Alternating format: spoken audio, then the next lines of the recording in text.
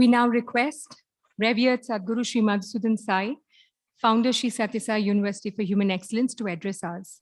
A visionary, he has established and spearheads institutions of public service in the verticals of health, nutrition, and education across 30 countries. Sadguru Sri Madhusudan Sai.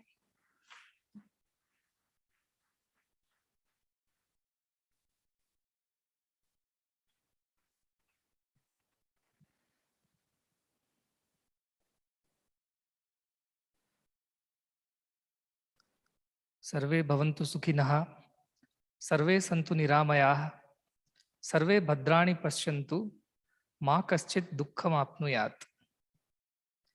Let everybody be happy. Let everybody be healthy. Let no one see any sorrow, no one suffer. Let all see only auspiciousness, goodness everywhere. This is the ancient Indian prayer. And that is the essence of Indian way of life, which percolates down to every aspect of Indian living, including medical services, education, and all other social initiatives. On this very auspicious occasion, I, on behalf of the university, the Chancellor, the Vice Chancellor, the Academic Council, and the Management Council, I welcome everyone to this conference, which has been so very painstakingly put together by Dr. Sunny Anand, and it is his initiative. So first and foremost, a big thank you to Dr. Anand.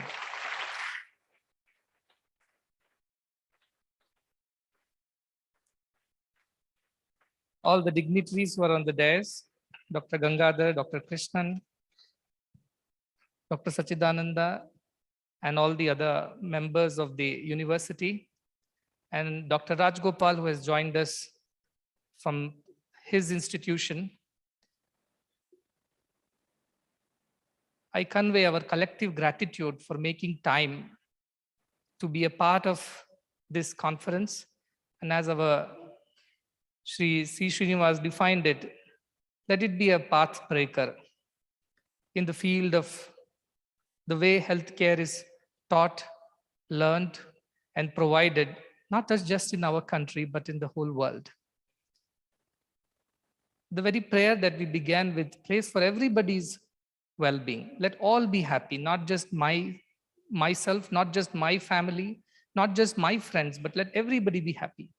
And that's exactly what Soumya was telling, the access to healthcare, where it is needed, however it is needed, without any financial difficulties or hardships to the needy. That is the requirement, that is the need of the hour, that is the vision. And this conference is here to deliberate as to how do we achieve this vision. And one of the key components of achieving this vision of global access to healthcare by all definitely is the healthcare professionals. The video we saw just a while ago, it clearly said that the decision of a healthcare professional, be a doctor, nurse, paramedic, or anybody who is trained, largely lies in the financial burden that they undergo while getting trained. Baba would always say, "Manam chaduvu kuntunnamu kaadu, chaduvu kontunnamu ani pillalu cheptunnaru." It means we are not studying, we are buying education. And that is the reason why we have to sell that education tomorrow to pay for the debt, the educational debt that we have taken on the way to getting trained. And that becomes a key factor in decision-making by the trained students as well as their parents or their families in where the doctor should work, for what the doctor should work, for how long the doctor should work. All these get defined by largely the way healthcare is being taught to the students. And one of the large issues is the financial burden that comes along with medical education. I'm glad that all of us are here to discuss what can we do about it. As the university that we have here, we do not charge any fees to the students. We believe that education should be provided free of cost to all children who want to study. irrespective of their caste, gender, their religion, their socio-economic status. They all have right to education. And I firmly believe that every child has three fundamental rights: right to nutrition, right to education, and right to health. And this is every child's right, irrespective of which country the child is born. And to provide these rights to the children is the responsibility of every citizen of the world, not just of the parents, not just of the governments, but of the entire world, to provide these rights to the people. And therefore, while our constitution and most of the constitutions don't define health as a fundamental right yet, but I believe that it should be declared as one. And everything should be done to make it accessible, make it workable to all people of the world. Shri Rajgopal, Dr. Rajgopal drew our attention towards a very, very important aspect of healthcare, which most of us do not like to discuss. As doctors, we would like to discuss life. Nobody would like to discuss death, which almost seems like a failure of healthcare system for not having kept the person alive. But he drew our attention to a very important aspect of healthcare, which is to bring dignity in death to people, to remove their pain and suffering. And that is the reason why healthcare teaching, education needs a different outlook. It's not just about cure, it's about care, because at some point in time, cure cannot happen, but care can happen. It's not about their capacities and caliber, it's about their compassion and character, which defines the doctor's ability to help the patient. And as he said, it's not just about the ability, but it's about the nobility of this profession, which we must keep up in our work. As an institution, we have set up several hospitals. And the most important feedback for us is when the patient says that we have been looked after very well, more than our own parents. And my patients are very, very young patients, ranging from 14, 15 days old babies to teenagers. And our Srinivas knows the biggest achievement for us is not that the surgery was performed technically perfectly. It has to be done, that's given, that should be done in a hospital which is set up. But more importantly, when the parents come and tell, we felt we were at home. We felt this is our family. We felt so much love, which we have never experienced anywhere else. That makes us very happy. We feel we are doing a good job at our hospitals.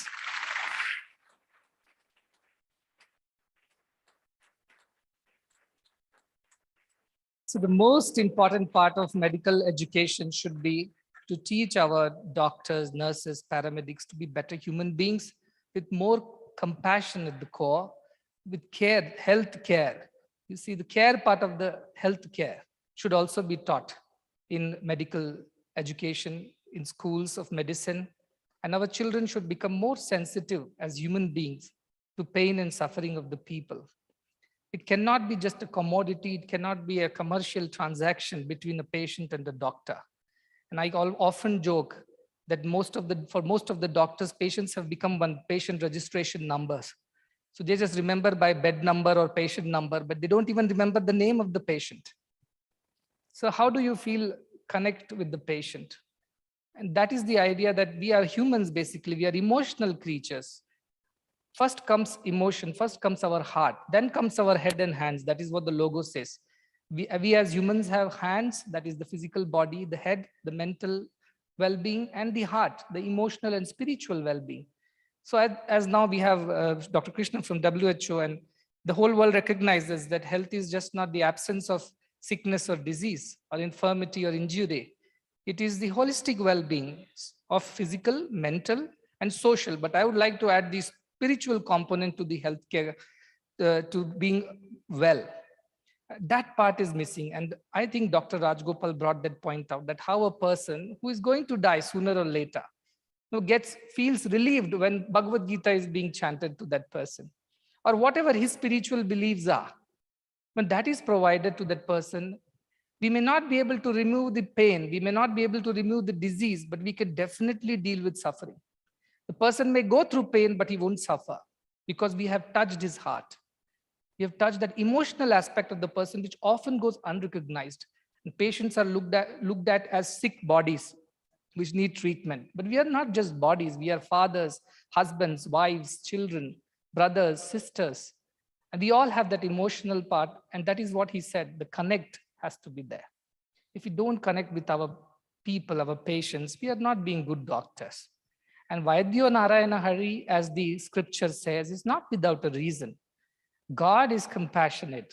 That is the first criteria, first definition of God. He's all Karunamayudu, Dayamayudu, we say. He's compassionate. So if you want to be called a doctor, you have to be compassionate. That is the first thing. And compassion you feel only when you feel oneness with each other. You feel they are also our own, Vasudhaiva Kutumbakam, all are ours. And that is the thing that I keep emphasizing upon in our university and everywhere in our healthcare system. Feel that the patient is your own family member. Don't feel he or her, she is somebody else. They're ours. They're not others. This idea of embracing everyone as ours should be at the core of providing, especially healthcare, because when we are sick, we want our mother by our side. We want our father by our side, our friend by our side. And that is the time when in an ICU, the child cannot connect to mother or father. The healthcare provider becomes the father, becomes the mother. Even if you grow old and you fall sick, tell me, whom do you remember first? Whom do you want by your side? You want your mother, right? Or your father to put his hand or her hand on your head and make you feel comfortable. Doctor has to play that role for the patients. So a doctor's job is much more than just being a technically trained medical professional. He has to be more than just a human. He has to be God. And that is when healthcare will become effective. That is where our systems will become efficient. Patients, as I said, if we can't cure them, if we can't remove their pain, at least we'll remove their suffering through the care that we can give. So I would like to draw the attention of all the medical professionals to this idea of healthcare, that before making healthcare accessible to the patients, which is the idea of sustainable development goals, which is the idea of WHO and various world bodies, let us work on making healthcare education accessible to people. And there lies the solution of making healthcare accessible to people.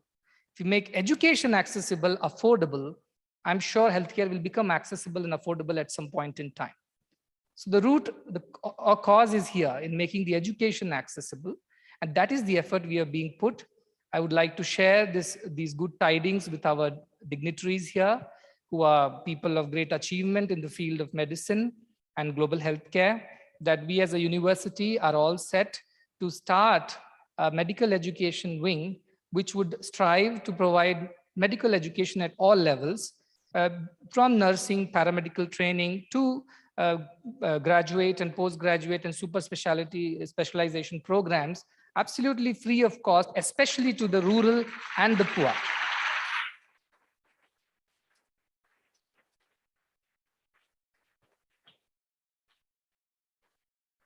And for that, we need all your guidance. We need all your support, all your blessings, all your best wishes, so that this idea of making healthcare education accessible to people, leading to healthcare being accessible and affordable to people, can be realized in our lifetimes and not a century later. So we are all set to do that. And this conference is going to be a great way of understanding how we can achieve that. So once again, I would like to convey our gratitude to all those who have made it to the conference. And I would like to convey a special gratitude to Dr. Anand for having organized it, especially soon after the COVID pandemic. And we don't even know whether it's soon after yet. But he has taken efforts to travel all the way and make this conference happen. I wish you all the best, and I request all the children to please pay sincere attention to everything that is being spoken. Whether you are going to be future doctors or not, you can always become future patients, so better pay attention to all that is being said, and understand and ask questions where you feel it's appropriate. And I request all our dignitaries to answer the questions. They are young minds, but they are the future and ignited minds, as Dr. Abdul Kalam will put it. So they must understand the need of the hour, and they must know their responsibility in the coming times. So I wish you all the best for the conference, and I thank you all once again. Shanti, Shanti, Shanti.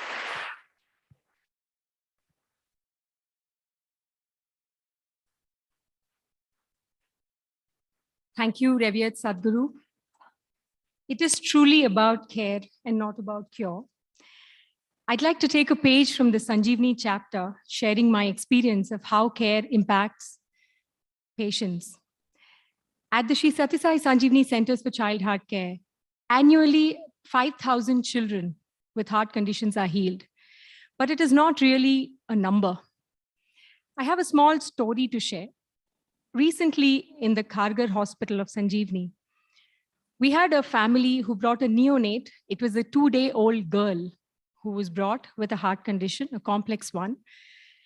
And the surgical team took up the case. In about 4 days' time, the mother, who actually underwent a C-section, joined the child in the hospital. The mother was going through postpartum depression by the time she came to our hospital. So while the child was operated and was curing well, the medical team was actually spending all their time with the mother to ensure that she feels well too. And you'll be very happy to know the doctor who treated the child, her name was Dr. Rashmi. This mother was so grateful to the love and compassion she received from the surgeon that this neonate was named Rashmi. That is the impact of compassion, the effect of compassion that the doctors have on patients. And this is just one story. So this sets the tone for the conference. We look forward to the panel discussions and all the experts sharing their thoughts and, more importantly, developing a way forward.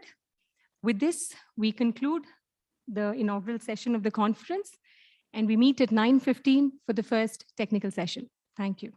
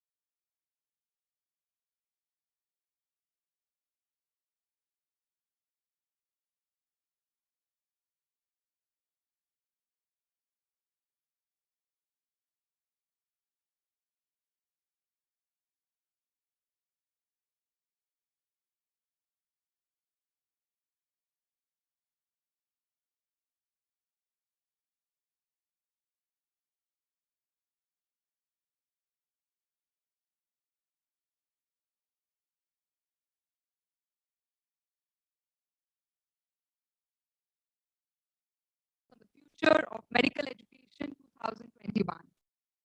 Session 1 will focus on outlining the latent deficiencies in the current undergraduate education system, its dependence on the commercialization of healthcare delivery, and substantial variability in the quality, completeness, and competencies amongst medical graduates.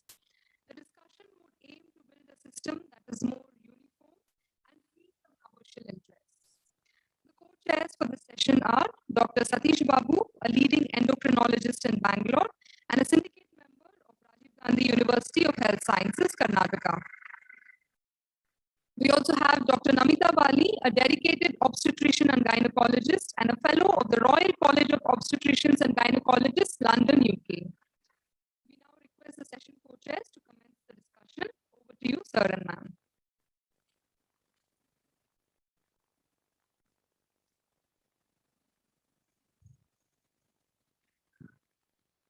Thank you so much.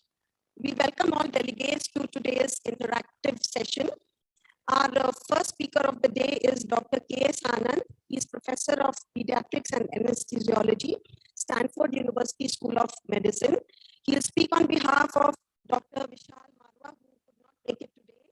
He shall speak on the topic, reducing the cost of medical education.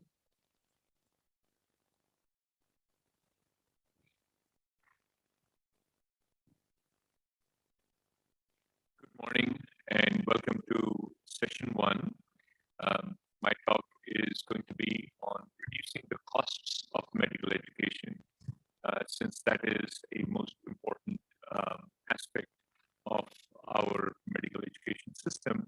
I must inform everyone who is here in this hall, as well as online, that the talk was actually put together by Dr. Vishal Marwaha, who's principal of the Amrita University School of Medicine, but he could not join because of a family emergency. So can I have the first slide, please?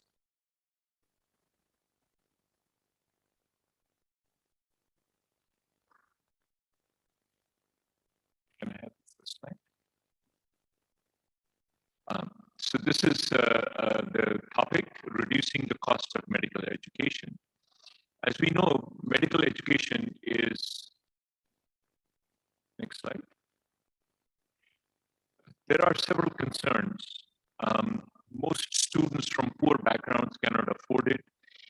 It leads to corrupt practices in admissions and examinations. And the high costs of medical education makes it more likely that professionals will compromise their ethics in order to recover the huge cost or the debt, student debt that they've accumulated. And it also leads to drain. Why is medical education so expensive? The main reasons are because of the infrastructure that is needed. There are particular rules and regulations that have to be followed. But in addition to that, there are the salaries of the resident staff and the academic faculty, as well as the infrastructure for the patient care, the teaching, the simulation, and the upgrades that are required on new technology. However, with the new competency-based medical curriculum, there's the additional cost of computer simulation and computer labs. So what are the solutions that we could implement to reduce the costs of medical education? The main thing is to start at the government, to relax some of the restrictions, allowing more admissions into medical schools, remove the statutory requirements of acreage, distance between college and hospital, etc. Allow some institutions to pool resources. Like there are so many medical colleges in Bangalore, and each one has to have their own hospital, their own outreach, their own clinics, and so on. So there should be an ability to share some of these facilities, particularly where simulation and other high-cost infrastructure is concerned. But the other restrictions that should be relaxed is in terms of uniformly distributing medical colleges that cater to the needs of the population. As you can see, As you will see, there are a few states that are very poorly staffed in terms of medical facilities. Clusters of medical colleges in cities should be avoided. And if possible, if they do exist, could we have the slides?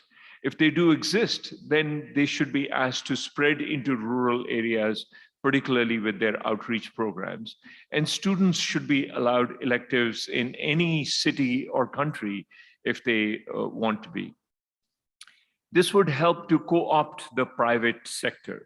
The private sector of medical education has become very lucrative.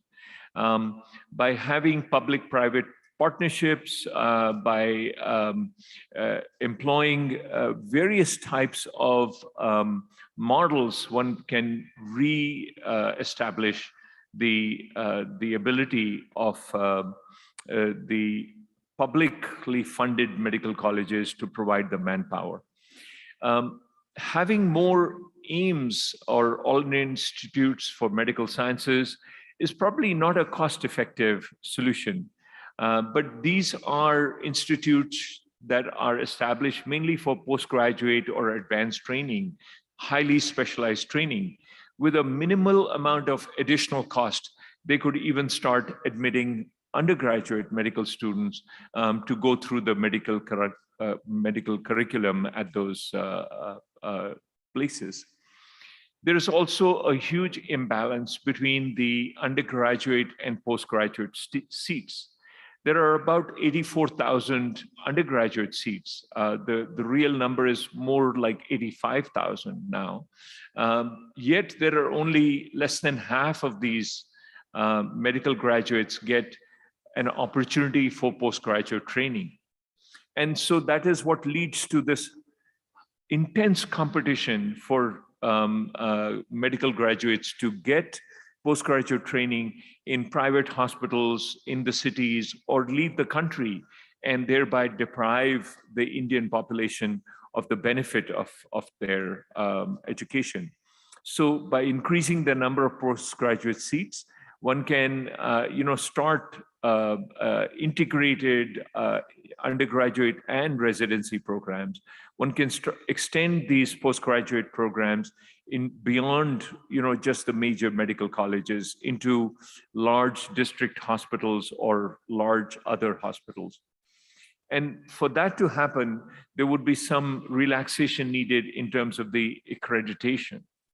The purpose should be to have a minimally acceptable level of institutional quality so that they can impart the training that is required in postgraduate courses. Using a one-size-fits-all approach is really not going to work, particularly in the length and breadth of this country with the huge differences between the urban and rural sector. So colleges need to be incentivized based on their ability to innovate and provide economical ways of offering quality education. Fees, medical colleges' fees have become astronomical, unaffordable. So there should be a limit on the tuition fees that keeps growing, particularly admission fees. Just getting into the door of a medical school in private medical colleges is becoming impossible. Capping of tuition fees for at least 50% of the students in the medical college, giving scholarships, expanding the state and central loan waiver programs for these students who are from the deprived socioeconomic classes. Also, we need to select the right kind of people to enter medical school. These should be children who are inspired, who want to serve, who see medicine as their calling, not as a profession, not as a way of earning a living. It's not simply that.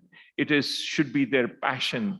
And so after the written exam, students should be interviewed to see what kind of aptitude they have, what kind of they should undergo some kind of psychoanalysis in order to select the right candidates for the right medical school seats. Solutions at the institutional level may include outsourcing more of the services. For example, a Malaysian university has tied up with a prestigious hospital in Bangalore to offer, because they have huge patient load and excellent facilities. So similar collaborations can help Indian universities get more access to advanced technology and patient care. We can exploit the ongoing technology revolution to reduce costs by using the IT services that are available through a one-time investment into the medical school, and promoting electronic resources, electronic books and journals, digitizing the academic libraries and making them available free of cost to other students from other institutions. Simulation has emerged as a major component of medical training as well as education. Simulation uses human actors that pose as patients, and these dummies that are fully electronically resourced in order to provide a active patient care experience to the student. So there are huge costs associated with this. And so what could be possible is that there should be a reduction in the prices, but also different institutions could pool their resources and have simulation labs available to from multiple medical colleges to train the medical students. For many years, or for more than 100 years, cadavers, literally from Vesalius in the 16th century in Padua, Italy, started dissecting cadavers in order to look at human anatomy. But in this day and age, we don't need human cadavers to allow every student to learn dissection. Similar things can be provided through virtual reality with headsets and haptic sensors, gloves with haptic sensors to perform the same kind of dissection while sparing the need for cadavers.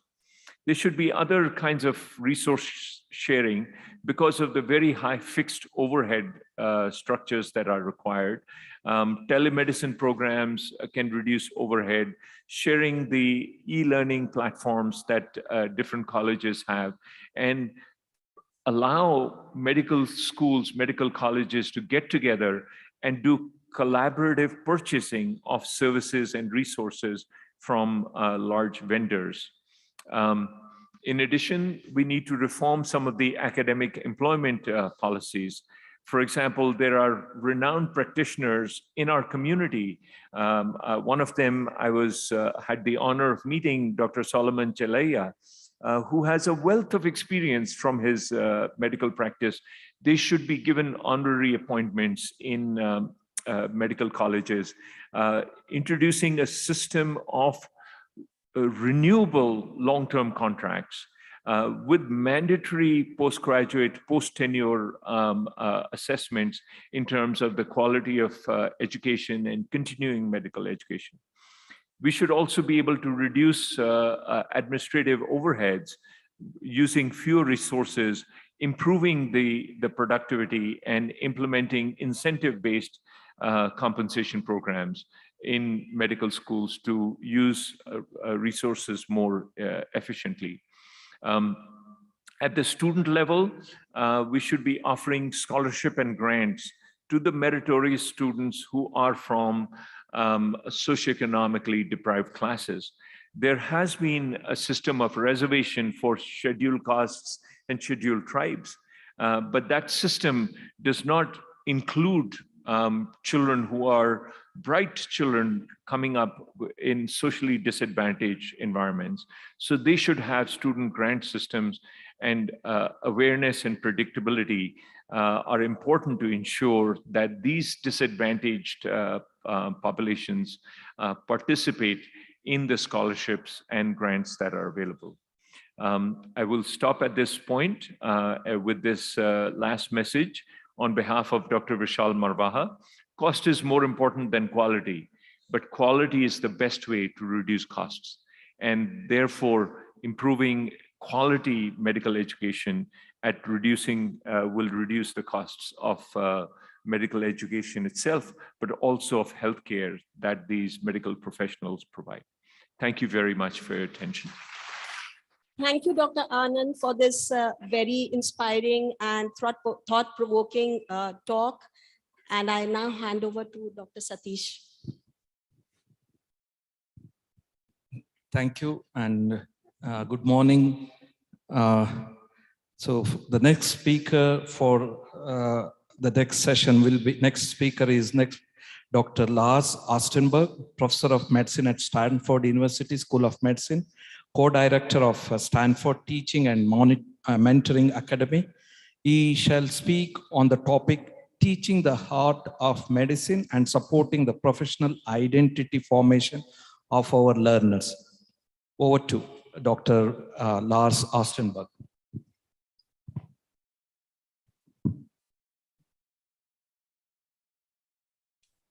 Well, thank you. Let me just get my screen sharing. Can you all hear me? I hope people can hear me. And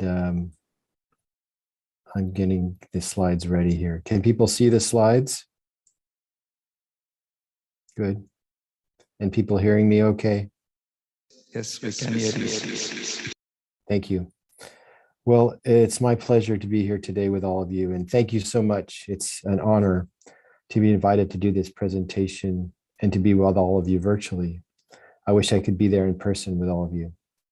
I'm going to describe how learning communities can help in supporting the process of professional identity formation and how these structures of learning communities promote the teaching and the art of medicine in our learners. So I have no conflicts of interest. In the learning objectives for today, you'll be able to describe learning communities, explain social learning theory, and you'll be able to identify the many ways learning communities can help foster professional identity formation in our medical trainees. So what's a learning community? Learning communities are effective educational delivery structures that help support the professional identity formation of our medical trainees. Broadly defined, a learning community is an intentionally created group of students and faculty who are actively engaged and learning with and from each other.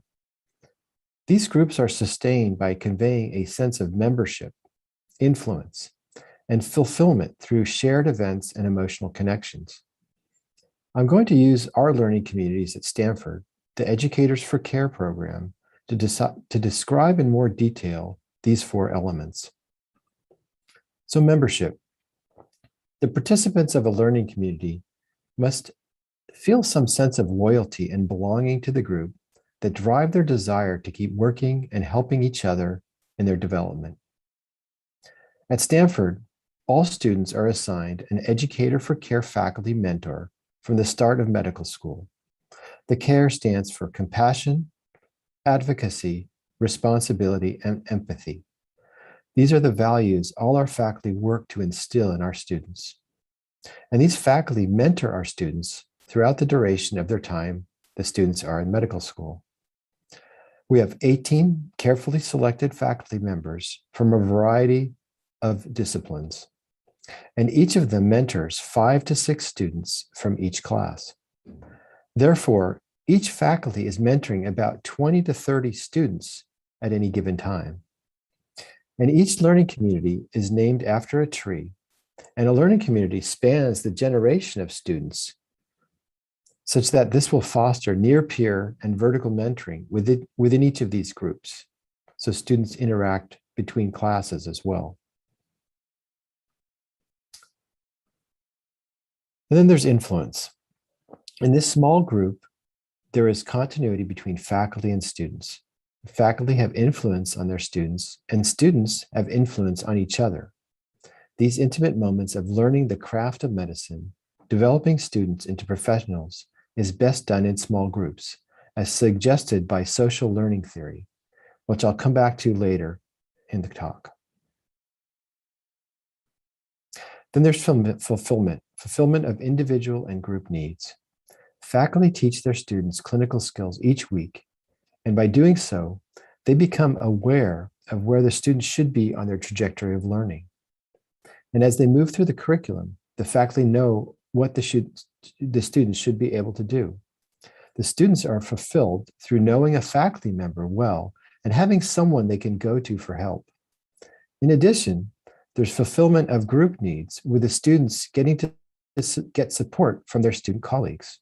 And faculty are also supported by this community of other faculty in this learning community that's created amongst these faculty medical educators. And then finally, shared events and social connection. Here are some examples of how we build student community through social events, celebratory events, community service, and a celebratory event such as the white coat ceremony that further fosters connections. Learning medicine is a social process, and building in these social events for students and faculty community is so important for students' sense of belonging to the medical community. This is a graph showing the growth in the number of American Association medical colleges or accredited medical schools in the United States and Canada with learning communities. Currently, about half of medical schools in the United States have a learning communities model. And as you can see, there's been considerable growth in the last decade or so. And when we define learning communities, we define them under these three pillars. And these three pillars are including curricular, mentoring/advising, and student community. And each learning community will vary how much emphasis is placed on these various components of each of these. And more detail in each of these pillars. For example, curriculum could include clinical skills most commonly, but also can sometimes include humanities and ethics. And advising mentoring can be advising on coursework, research, or residency and career choices, or all of the above. And student community can be a variety of things, including wellness events, which are so important to build in to help support the students' wellness. But the most important influence that learning communities have in medical education is that of fostering professional identity formation. So what is professional identity formation? Well, the Flexer Report describes in their 100-year anniversary recommendations for medical education reform. And this report was published in 2010 and written by Molly Cook, David Irby, and Bridget O'Brien. In this landmark publication, they state that promoting the professional identity formation of medical students should really be the backbone of medical education now, and is most important for current medical education reform. So professional identity formation, what is that? Well, the definition proposed by the Professional Identity Formation Task Force in 2012 is this transformative journey through which one integrates the knowledge, skills, values, and behaviors of a competent humanistic physician with one's own unique identity and core values. This continuous process fosters personal and professional growth through mentorship, reflection, and experiences that affirm the best practices, traditions, and ethics of the medical profession. The education of all medical students is founded on professional identity formation. Or more simply put, professional identity formation is when one consistently demonstrates the attitudes, values, and behaviors expected of one who has come to think, act, and feel like a physician. So what does this process look like? Well, we all come into the medical profession with our own identities, our genes, our experiences, our values. And as a student, we go through this socialization process where we accept or compromise or reject aspects of this socialization process. And then finally, we come out a doctor right? Who we become. And that's an integration of both our personal and professional identities as a medical professional. And so what it looks like below, as you can see in the lower section here, we start as medical students with legitimate peripheral participation. In other words, shadowing or observing or doing standardized patients that was mentioned in the last talk, or paper cases. And later, as students become more competent, right, there's full participation in this community of practice. And we start caring for patients with supervision. And then finally, we care for patients really on our own with minimal supervision as we become residents and interns. And I'm going to expand on this on the next slide, because this socialization process is quite complex, as Chris describes in academic medicine. And if we look at the socialization process, it is, of course, very complex. There's a lot of influences, right? There's the learning environment, the healthcare system. There's the influence of family and friends and peers. There's the role models and mentors, and the clinical and non-clinical experiences. And there's the reflection on these experiences that are so important. There's both formal and informal teaching, and the self-assessment that students do on themselves. And then there's the rituals and symbols, as I mentioned, the white coat ceremony. And the attitude and the treatment by patients and peers and other health professionals. These all influence the professional identity formation of a student. And as educators, we need to think about how and where we can create a positive influence on these areas so our students come out as professionals that we would like. So how can learning communities help support professional identity formation? This article by Hedy Wald, she describes the most influential areas where we as educators can effectively cultivate the professional identity formation in our trainees, and how the structure of learning communities can really support this through longitudinal mentoring and the positive role modeling, through incorporating the socialization into the medical community of practice that the learning community mentors provide, and by incorporating wellness activities and self-care and critical reflection on these clinical experiences that the students have. If this is done together with faculty and students in a learning community where the students have built trust over the years, we have found these very powerful influences on the professional identity formation of our medical students, which is what we have been doing in our Educators for Care program here at Stanford. And I want to touch on social learning theory because it's so important. I mentioned this before, and I can't emphasize this enough on how important this is in medical education. And Al Bandura said, most human behavior is learned observationally through role modeling. From observing others, one forms an idea of how new behaviors are performed. And on later occasion, this coded information serves as a guide for action.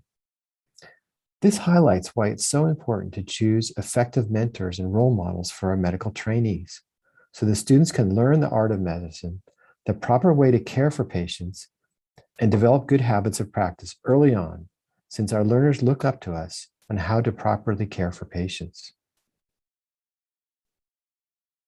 So I'll finish this last slide just to highlight what you should have learned. We've outlined how learning communities can help support the teaching, the art of medicine, through these educational structures that foster continuity and connection between faculty and students. These three pillars of curriculum, mentoring and advising, and student community broadly help cultivate the professional identity formation of our medical trainees. And the importance of using social learning theory with the benefits of having outstanding faculty mentors and role models for our trainees. Thank you.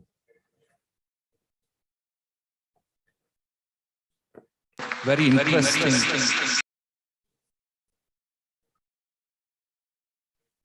Thank you. Most of us went through the path of being an individual as a medical student, evolving into an institution as a doctor. I don't know what time is for you, doctor. Please stay back for the panel discussion later on. I'll hand over to Dr. So now I invite Dr. Nitin Gangne, an alumnus and currently the Dean of Mahatma Gandhi Institute of Medical Sciences, Sevagram, India. He shall present the topic, need to review the admission criteria for undergraduate admissions. A very good morning.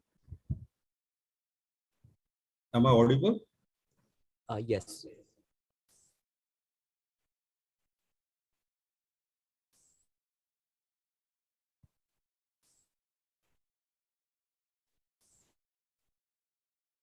Let me first congratulate Sri Sathya Sai University of Human Excellence for organizing this international conference focusing on post-pandemic reforms in medical education. And I'm also thankful to them for inviting me to speak in the first session on undergraduate medical education and training. I will be talking about admission criteria for undergraduate admissions, which I feel are least likely to be reevaluated by the government or administrators. But I feel that unless and until we review this criteria, no further progress is possible in providing much needed health services to the rural community of our country. So before NEET, the states had their own tests, their own admission criteria. Some of the colleges had their own entrance tests like AIMS, which they are still continuing, JIPMER, FMC, CMC, and our college also had our own all India entrance examination. And that was since the institute was started in 1969, that is Mahatma Gandhi's birth centenary year. And we had one paper on Gandhian thoughts in addition to the usual papers of biology, physics, and chemistry. We used to admit 60 students in a year, 30 from all India and 30 from Maharashtra. And in each category, there were reservation for 4 students coming from rural category or rural areas. And even for securing admission for post-graduation in an institute, 2 years rural services in the designated NGO was must before they were admitted for post-graduation. I will briefly talk about our own institute. We have our own code of conduct where the students and faculty are supposed to wear khadi, attend the Friday all religious prayer, participate in Shramdan, issue tobacco and alcohol. After admission, immediately after admission, the students are kept in Gandhi Ashram for 15 days and they are have an orientation program to the Gandhian ideology as well as the code of conduct of the institute. Later on, there is 15 days social service camp at an adopted village. That is also during the first MBBS itself. And the students actually stay in the adopted village and try to know the health and social problem of villagers with early clinical exposure, which NMC is now talking about. Then we have a rural-oriented medical education program in the first part of the final MBBS, where the students are taught about public health initiatives and public health research. And during internship, they are posted at a tribal hospital. Now, after the introduction of NEET, the student selection is by all India and state merit. So we don't have any separate paper on Gandhian thoughts during the admission process.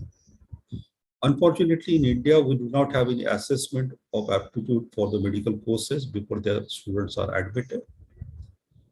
There is no separate quota for rural students because the state government as well as the MCC, which conducts the all India entrance, they refuse to admit students under this quota. There is no compulsory rural service for post-graduation in many states as well as in all India quota. The rural service bond which government is forcing the students to undergo is applicable for only government hospitals and not NGOs. So NGOs are not getting benefit of the services of these bonded students. And unfortunately, because government services are limited, many students are not allotted bond service for their undergraduate as well as postgraduate course. And now the COVID pandemic has exposed the preparedness of our health system to the onslaught of massive number of patients in both developed as well as developing countries. So this is not something which is unique for India, but it is faced throughout the world. We had lack of beds with oxygen supply. Our testing capabilities were not there initially, and there was limited trained manpower. But in rural areas, the problem was that the public health system hardly existed to manage this unprecedented emergency. And therefore, it exposed all components of our health delivery system, starting from ground truth to tertiary hospitals. So what should be our future focus? Actually, this has been highlighted by many individuals, many administrators. First is to improve the health infrastructure by increasing the more expenditure on health, creating cadre of public health personnel, epidemiologists, virologists, and intensivists. We require trained paramedical staff. And now again, the focus will turn back to creating more number of doctors by increasing intake and starting more medical colleges. But I feel that the focus should be on motivating medical students to practice in rural areas so that the rural health infrastructure, which is in a bad shape, improves to cater the billion of our countrymen who are staying in rural areas. So how do we focus on the rural health workforce and how to motivate medical students to work in rural areas after graduation? So going through the literature, I have found these 5 factors which are important. The first is medical school related factors. The second is medical training and curriculum related factors, personal and lifestyle related factors, health facility related factors, and policy related factors. So coming to the first, that is medical school related factors. The first is appropriate selection criteria. And this is what I wanted to focus on. The criteria should be to select students with rural background, experience, and education. And this has been found in literature to be an important criteria which retains the students to work in rural areas. Include the underserved communities. Bring students to the rural community. Training in rural health facilities. And high tuition fees, as previous speakers have also talked about, is an impediment in students going to the rural areas.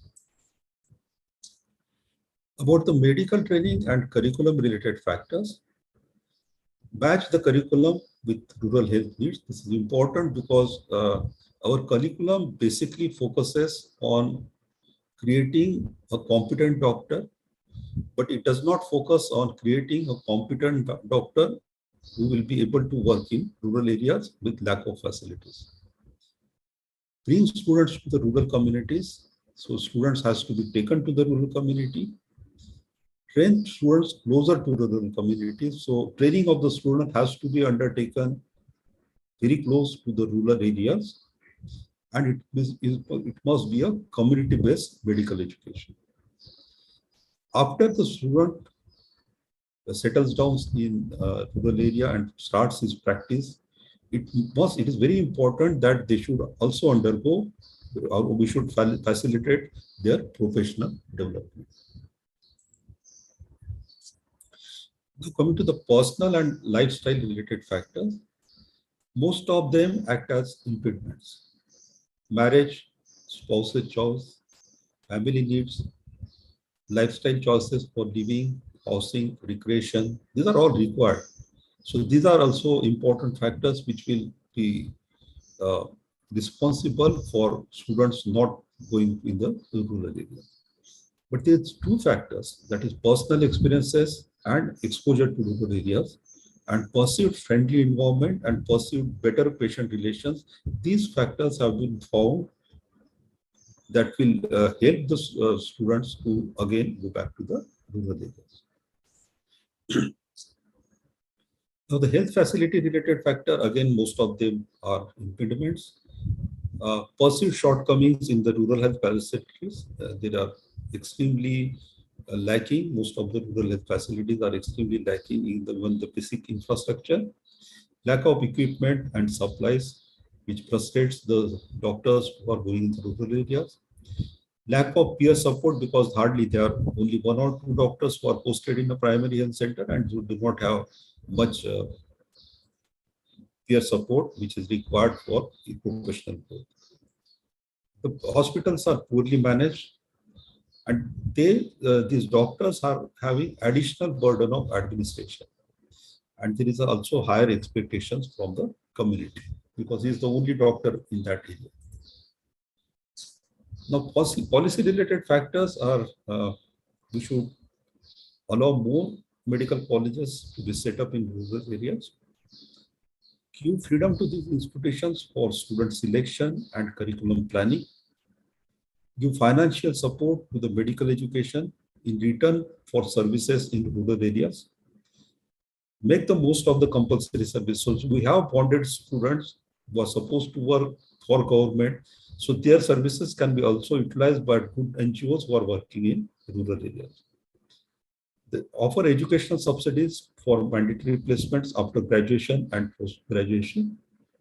Give financial incentives. This can be also an important factor. And this has been tried by the government at present. Better working and living conditions, at least working conditions can be made better. Living conditions is very difficult to make better by the policy related factors. Design career ladders for rural health workers. So they should not be only stay in the rural areas for a long duration. There should be also chances of their promotions. So this is the solution which we thought that this can be a solution for retaining rural work health force. Rural medical institutions with independence to get right students, focus curriculum development and methodology, financial assistance to institutions and students to let those institutions grow. And these institutions must be allowed to develop their own pattern of providing rural health services, which may be adopted later at a wider state as national level. Thank you.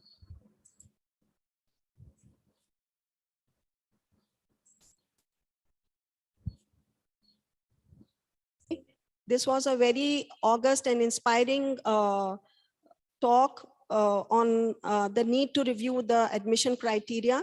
You have very nicely brought about the pre-NEET admission criteria you had in your institution and the changes which have affected the rural scenario for admission in your institution.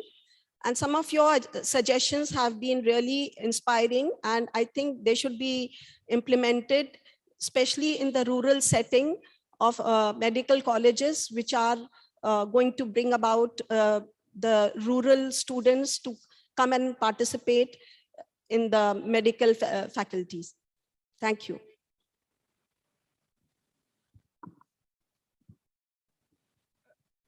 Our next speaker is an eminent doctor, Dr. Gangadhar. He is a Padma Shri awardee. He was previously director of NIMANS Bangalore. He currently he presides Medical Assessment and Rating Board, National Medical Council, Delhi. With your permission, sir, I want to share that he is not well. He is still on antibiotic. Until yesterday, he didn't know whether he can physically come and give a talk. In spite of his being not well, he has taken time out and come here physically to be with us and talk to us. Thank you, sir. Thank you.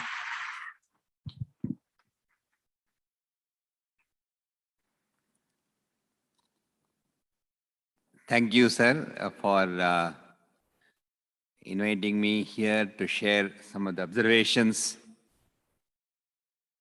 and my personal viewpoints on how to choose a medical student for medical education. Mind you that some of the views I express here are my personal views.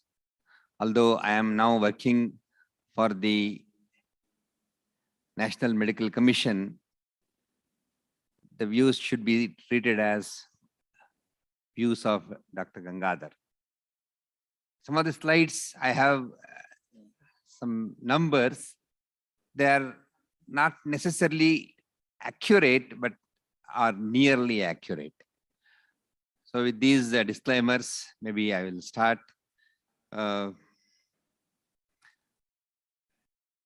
Non-academic criteria.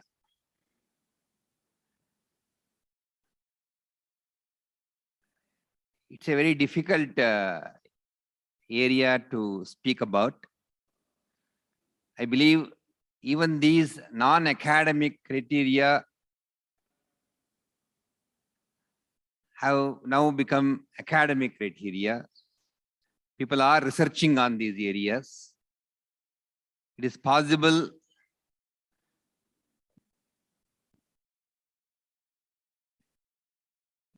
to make a medical person become trained both in academic and in non-academic areas. But I'm not sure whether any criteria we are using to select so-called academic criteria based on an entrance examination, which largely uses multiple choice questions, and the topper gets the best college what he wants to select. And we want to introduce, or we are thinking of introducing, we means this group here. I'm not talking of the National Medical Commission. We are talking of introducing criteria which, as His Holiness Swamiji mentioned, that can we choose a person who has all the qualities to be a good doctor to become a doctor, rather than choose only the person who was merely academically brilliant but never wanted to have the medical education the way he wanted to have the medical education. So this non-academic criteria is an area where people have been researching internationally. People are having several methods of screening out people who are brilliant, but then who are to be chosen for medical education. However, in our country, we haven't really experimented with this, but let me see what are all the ways out in this matter.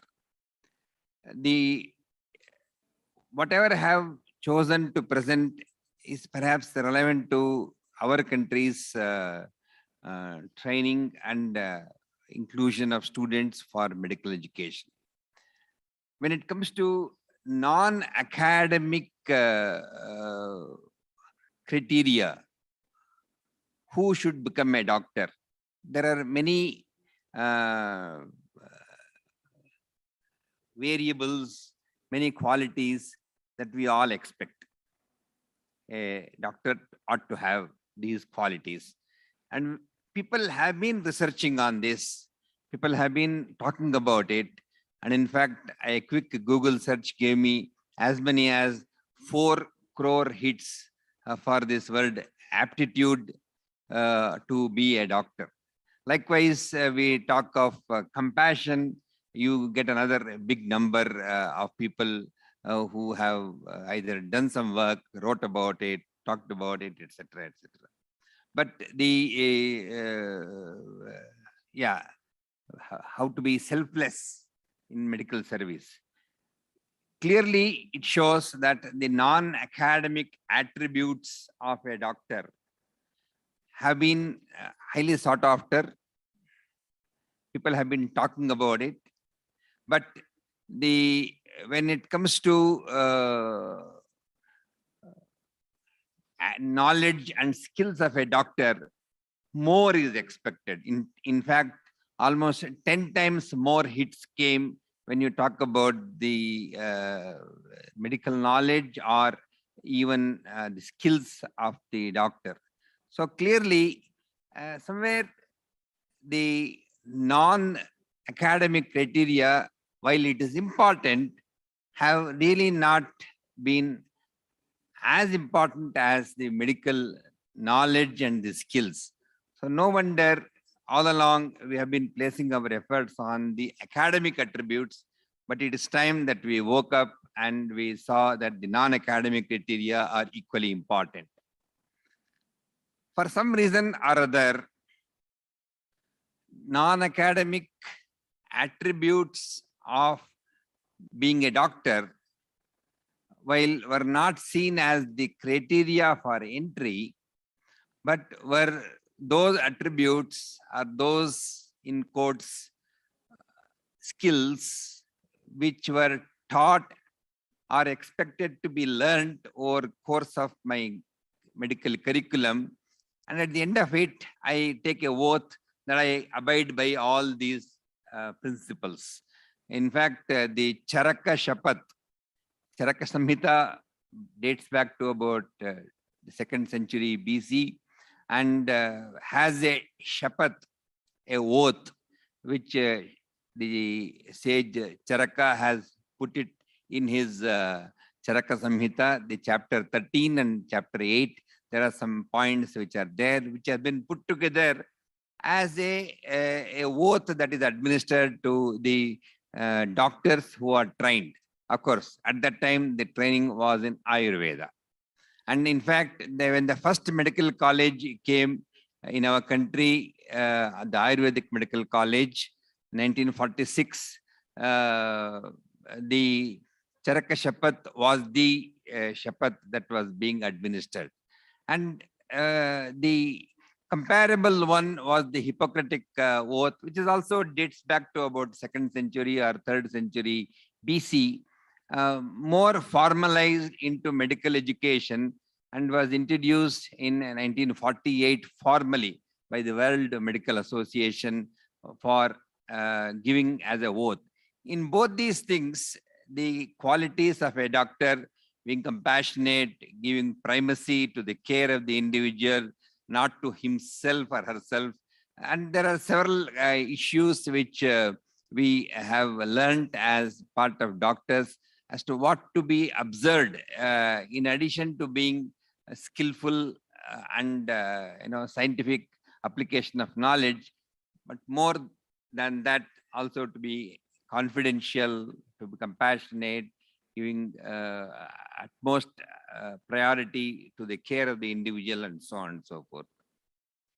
When you look for a search in the any database, what qualities of a doctor that are expected, you get a list of attributes.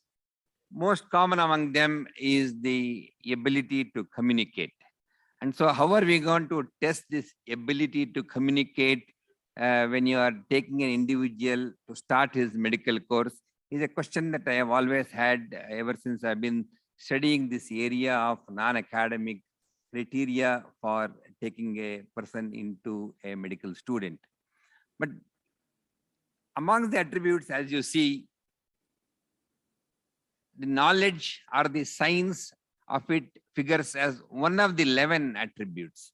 So clearly, public expectation from a doctor, they believe that he or she is already academically and scientifically and skillfully bestowed with all the required ingredients, but they also look to see these things before meeting a doctor, and they expect a doctor to be patient, expect him or her to be compassionate, expect him or her to be able to understand, communicate, share, sympathetic, etc., etc. So these qualities of a doctor, it goes on and on and on. Most of the qualities that the public expect from a doctor are truly non-academic, and this is something that on which we have actually not applied our mind while choosing those who have to become doctors. The Medical Schools Council also recognized many such variables as very important for a doctor to be trained, taught, and be prepared with.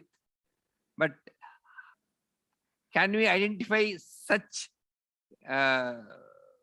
boys or girls who want to enter into medical course to be having these attributes, or who are likely to develop these attributes over the course of training? This is an issue which need to be discussed, and I think when we are framing the curriculum or when we're framing the medical education policy, we need to keep in mind how to choose such individuals for medical education.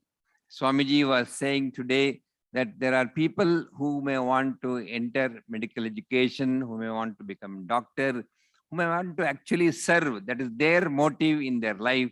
But for some reason or other, because of their education, because of their poor background, or because of their rural background, where they have not been trained to crack the NEET exam to get second rank, third rank, or X number of rank, to be able to be selected into medical course. What do we do for such people who have this burning desire to become medical professional to serve people? Is there any way in which we can pick up such people?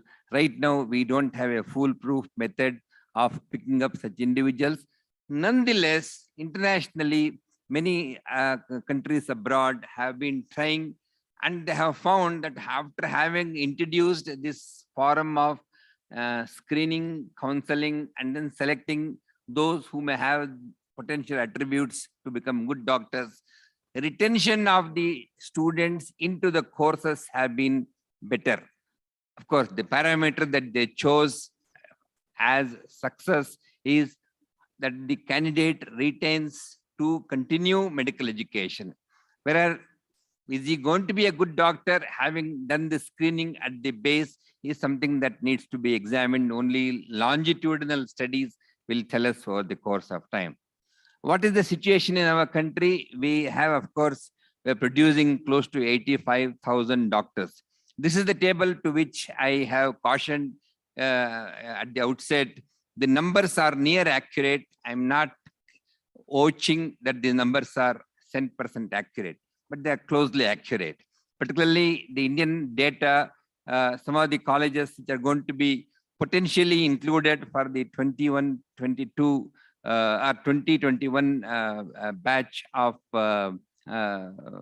academic year are also included here. So they may not be available on the net though. We are having about one medical college for every 25 or 23 lakh population, and we are producing as many as about 85,000 medical graduates every year. We admit 85,000 medical graduates every year, and the numbers in the next 3-4 years will be about 85,000 coming out of the medical schools every year. This is about comparable to many other countries though, although not as much. When we train the students, till now the emphasis was on the theoretical knowledge and some practical training that we give them in clinical. About 2-3 years back, the Medical Council of India then realized that more than knowledge, the skills have to be emphasized. So the knowledge and skills should go hand in hand. And so the competency-based medical education was introduced, and the medical graduate to be need to hone some skills and competencies which are discretized. As to be a doctor, you might have so many competencies. Those have been discretized into about close to 5,000 competencies, and they have been given priority. And the doctor gets training during his education or her education, not merely in didactic lecture classes, but also in small group discussion, problem-based learning approaches, then integrating training at different levels both horizontally and vertically, and making sure that this person actually converts whatever he is learning as knowledge into its application in clinical practice. So the competence-based medical education has been introduced. Among this competence-based medical education, as was mentioned earlier, is the what we may be calling as the non-academic skills that this person should have: the attitude, the ethics, and communication skills. If you look at what attributes a doctor should have, in fact, most search processes tell us that communication is one very important thing that is missing in individuals who actually did not become good doctors. I happen to work in the Medical Council of India in the Ethics Committee, and today, of course, we have with us Dr. Yogendra Malik, who is working in the ethics part of the medical board. He is here. You could interact with him a little later. Doctors are questioned that my treatment did not go on well, and then complaint goes to the Medical Council state, and then comes to the Medical Council of India, now the National Medical Commission.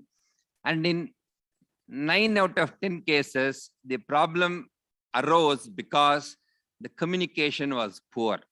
Although the doctor would have done the best scientifically, but the patient gets a perception that it was not done well because the communication was missing and everything seems very, very non-transparent to the individual.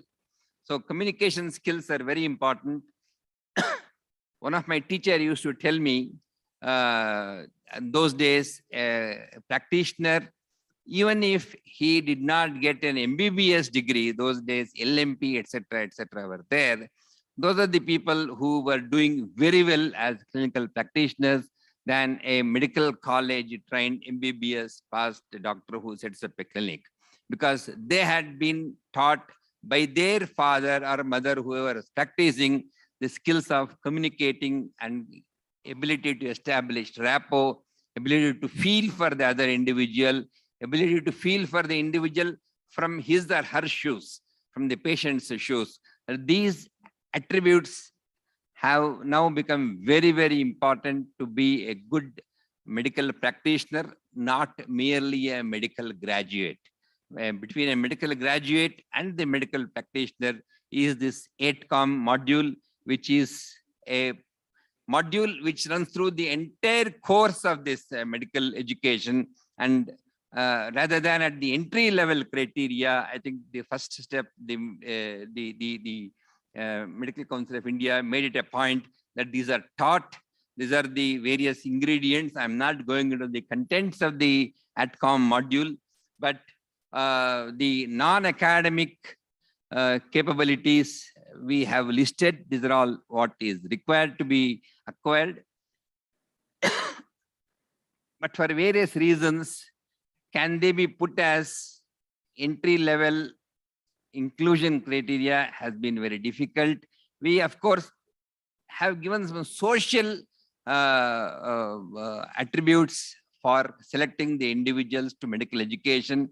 Even there, academic prevails over the non-academic, but the fact remains how to operationalize the non-academic criteria for purposes of taking the individuals into the course. At this point of time, it's going to be a great challenge for any administrative educational group to define how it can be made transparent and how it can be made very reliable. What we are now doing is we screen the individuals through a neat examination and straight away take the individuals. Countries abroad also do some sort of a competitive examination, but then screen the individuals who is suitable for the medical education. We could also try an alternative way as the individual is growing in the schools high school plus 11, 12, 11th standard and 12th standard, and he is he or she about to write the NEET examination. Can the colleges identify those people who likely to be successful as doctors and those who have had these non-academic qualities to be requested to go ahead and write the NEET examination and make them others not eligible? These are all issues which need to be debated. I think we need to come forward to identify what criteria are going to be most ideal. In the background of all these things, we need to understand the national education policy which has been put forward.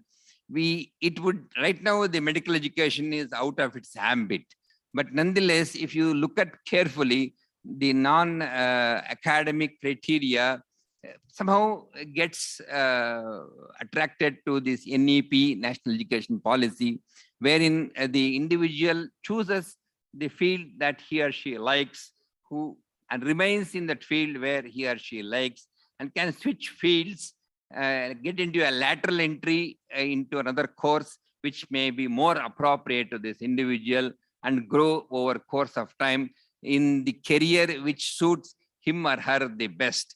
This non-academic freedom for the student is something that has been envisaged by the NEP model, and I'm hoping that if we can blend this non-academic criteria agenda with the NEP model, we may be probably getting better doctors over course of time. And in terms of the whole theme of this conference was on future of medical education. Some of the ways I think is that we probably have to groom medical graduates by giving hands-on experience, giving models by teachers which the students need to emulate, and start them to be able to work with the patients first. And the first person who works with the patient is the nurse. And is there a way in which we can conceive nursing being the entry-level criteria for medical education? Because this person knows really how it is to communicate, work with the individuals, work with the sick persons, and to be able to touch, draw a blood sample, or put a suture, or put a Ryle's tube, and so on and so forth. Whether this person is suitable for that job which he ought to be doing, he will get a feel when in his earlier days of medical education. And if he does not, or if he shines well, such people can come up as medical graduates. And over course of time, we should also allow lateral entry, like in the national education policy.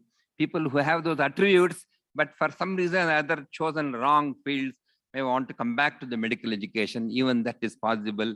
Keeping these in mind, the non-academic criteria for choosing a person to become a doctor is extremely important, but I think it needs a careful evaluation and operationalization so that we can put the matter as transparently as possible for purpose of implementation and get the best students to come into medical education. Thank you for letting me share this viewpoint. Thank you, Doctor. Very pertinent and important topic you nicely narrated and made it very understandable and sensitized controversial issues. We are running a bit late, so we'll move on to the next speaker. The next speaker for today is Dr. William Pinsky. He's the President and CEO of Educational Commission for Foreign Medical Graduates and Board Chair of FIMA. He will be speaking to us about accreditation as a quality assurance tool for medical education. Hello, thank you very much for the invitation to be here. I'm very privileged to be here among such distinguished speakers covering some very important topics. So let me pause to share my screen.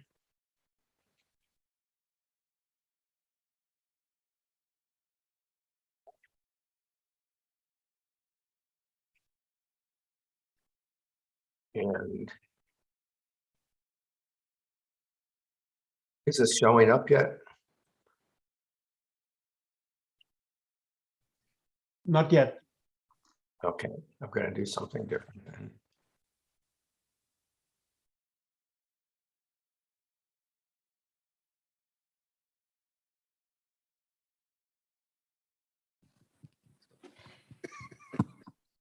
It's one name for a doctor in Philadelphia. So please bear with us. How about now? Yes.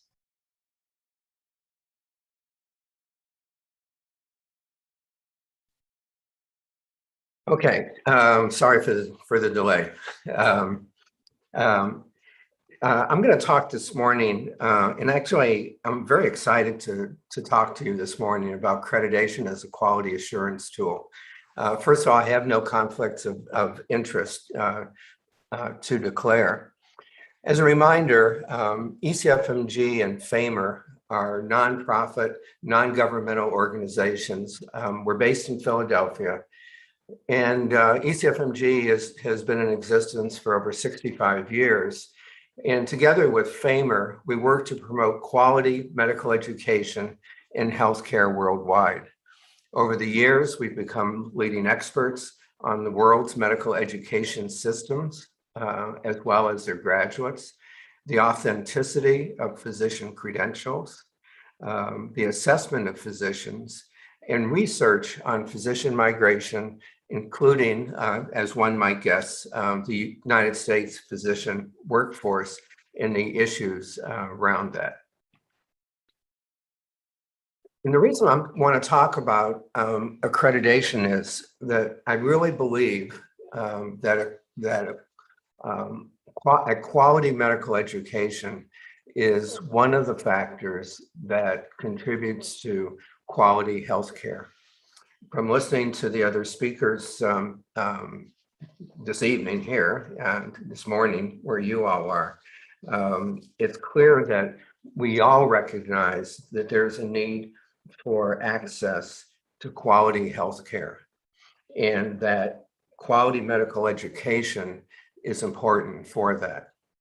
And accreditation should be looked at as a process by which a designated authority reviews and evaluates an educational institution or program against a clearly defined set of standards.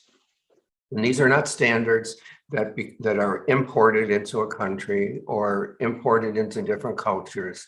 This has to be local standards, and local within the local culture is very important. Some other definitions that I think are important is to look at this as a collegial process in its self-review and peer review. I think in medicine, and particularly physicians, we're very accustomed to peer review. And in fact, we're privileged to be able to do peer review. And accreditation of medical education should be seen the same way. And it's about the improvement of academic quality. And in fact, it should emphasize public accountability of our institutions and programs. Because remember, we're accountable to the public. So why is accreditation so important? Why is this something that we at ECFMG are interested in, as well as our colleagues in the World Federation of Medical Education? As I alluded to previously, it's a self-assessment. It involves an external review. The public accountability is extremely important. And overall, what we're really trying to do is to show improvement. No matter who we are or what we do or where we are, we can always improve what we're doing. What's important is that we look around the world that there's quite a bit of variability in regards to accreditation. It would make sense, I think, to a lot of us if standards could be harmonized. And again, harmonization does not mean imposing standards on people, but it's applying standards within a local culture. And why do we need to do this? Well, medicine, there's globalization of medicine. Physicians cross border. The WHO has even stated that healthcare workers should be self-determining and allowed to go where they need to go. Students migrate for medical education. There's migration of physicians to fill demand for healthcare providers. Sometimes that means physicians are escaping conflict situations. There's medical volunteerism and there's medical tourism. So with all of these factors, it makes sense to have some sort of harmonized standards. We've noted over the last few decades, and I think in India in particular, you all have seen this, and that's that there's been a major growth in medical schools since 2000. Frankly, over doubling it. So there's a 68% increase in medical schools over the past 20 years. And this has been taking place throughout the world in all regions. Even looking at South Asia, which is the dark line here, if you can see my pointer, you can see the rapid increase in medical schools.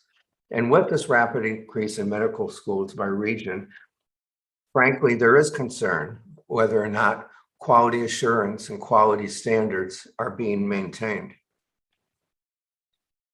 In addition, there are unfortunately situations where medical schools may not be what they appear to be. In fact, with the growth of proprietary medical schools, we've seen that students are taken advantage of. Curriculum is not as what it appears to be. There can be some manipulation of transcripts, selling of degrees, a lot of different issues. In 2010, ECFMG board asked management to prepare a report on the status of global medical education. And what was found was that some schools are issued a one-time permit to operate, but then there's no follow-up. A third of the countries do not have an accreditation program. And in many countries, even when there is accreditation, if available, it is not always mandatory. And there are significant variations of systems, duration, and the standards. Accrediting agencies around the world differ in the specific protocols employed in implementing quality assurance reviews. Basically, this adds up to a situation where there is lack of oversight and/or self-regulation. I think that affects all of us in terms of the credibility of the work we do and what we are responsible to the public. Now, ECFMG does not have control over the world for accreditation. We can only look in our own area in where we do have some control, and perhaps use that as a beginning to work globally to improve accreditation, improve quality assurance of medical schools, and improve the physicians who are being educated. So back in 2010, the board passed a resolution that effective in 2023, individuals applying for ECFMG certification will be required to graduate from a medical school that has been appropriately accredited by an accrediting agency that is formally recognized. Now, that was for individuals coming to the United States for further training. Obviously, with COVID situation, the implementation of the requirements needed to be delayed. And currently, the 2023 deadline has been moved to 2024, and we continue to watch that to see if that's an appropriate date.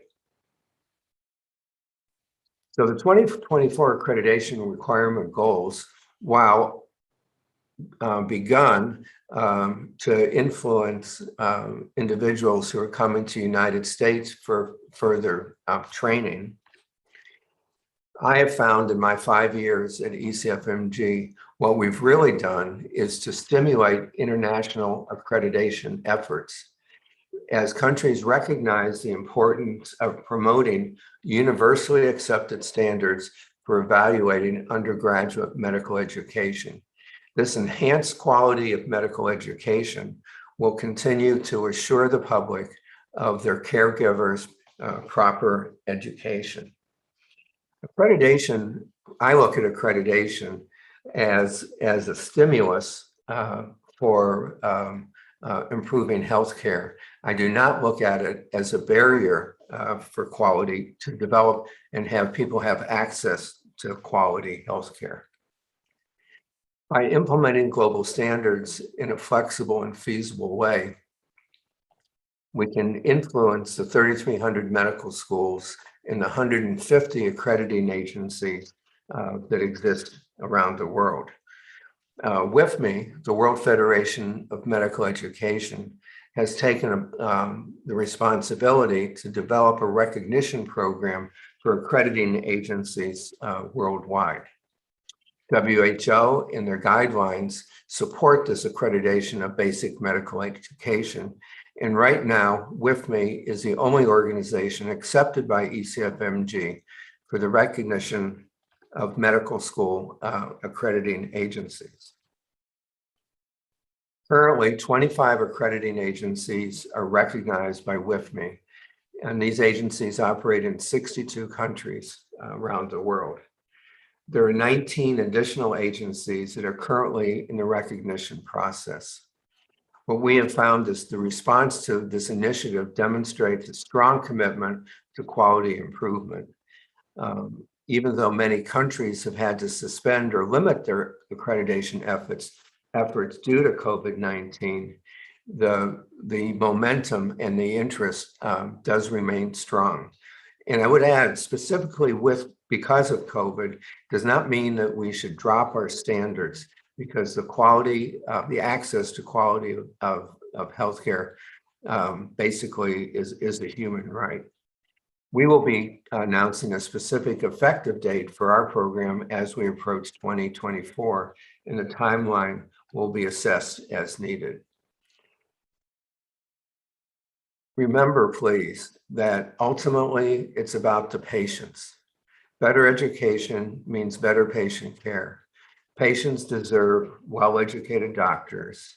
The recognition of accrediting agencies promotes the quality improvement and best practices across countries, and accreditation fosters greater transparency and public trust. I look forward to answering questions, and again, thank you very much for the invitation to be with you today.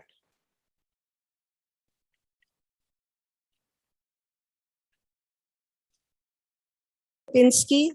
This was a very inspiring speech and talk, and we are really honored to have you here with us to give us your views on accreditation, which is really important, especially where so many medical schools are mushrooming in India. It is highly important now that this should be a topic which should be introduced, and a local accreditation body should be more active regarding the schools being accredited and good quality students being churned out. Thank you.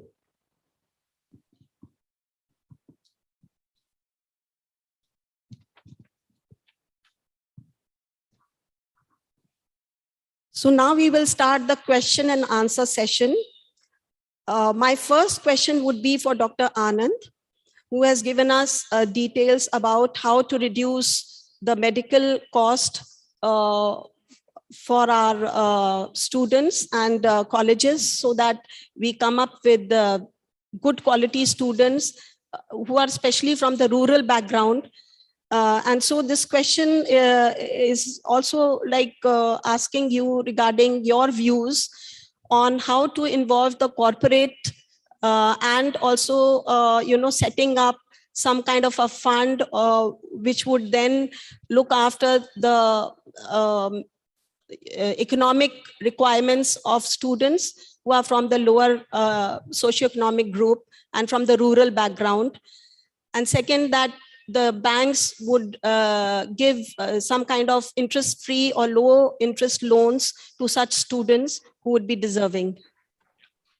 So that is a great question. And I think the model exists, at least in India, for CSR. CSR is corporate social responsibility, where 2% of the profits of any corporate entity are to be invested in the rural areas, rural development efforts.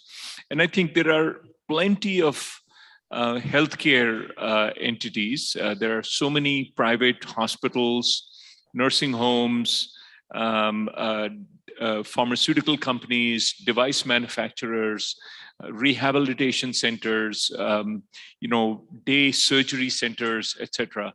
So these are all corporate entities, and many of them have large networks where they are delivering care through multiple points. So these companies should be asked to set aside their CSR funds. They're incredibly profitable. They have huge numbers of investors who get big dividends every quarter, from the profits that these corporates are making. And so a significant portion of that should be allocated towards supporting medical education, particularly amongst the rural and socially disadvantaged populations. There should also be some allocation of funds to improve the quality of infrastructure available in the medical schools around that area. The medical schools that are publicly funded, because the private medical institutions, they have enormously deep pockets and they charge very high fees and donations, etc., for allowing medical admission. So I think that is one option. There are also other options, such as, for example, a medical school that offers subsidized education or free medical education should not have any tax accounts, levied at them. Taxes should be waived for those institutions. So there are several ways in which the funding can help to reduce the costs of medical education. So part of one of your slides was on the number of postgraduate and undergraduate students. It was like double the number of undergraduate students, and half of them were actually going into post-graduation, and that causing a lot of colleges asking high fee for postgraduate students. So why don't we have a kind of program in which the undergraduate students should feel self-sufficient, and they actually the requirement is more for undergraduate post MBBS general physicians rather than for specialists, because these are the real backbone of medical, the facilities. So there should be a promotion for students to stay back as general physicians and treat the public, rather than to go for post-graduation and then they will be treating only few people. Yeah, I think that's also a very important point. Yeah, from Indian perspective, again, rural healthcare is mainly primary healthcare setting, and where we need only family physician sort of a training.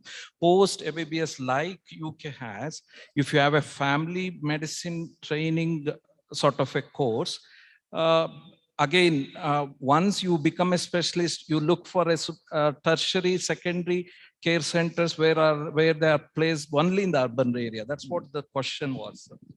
I think what Madam said was very pertinent. The colleges are training postgraduates, and the infrastructure required is much more expensive. Whereas for training MBBS people, we may not need so much of an infrastructure. and that MBBS people trained at a level distant from the specialty hospitals are more likely to be contributory to the local care. This concept has been people are talking about it. Implementation is going to be a challenge.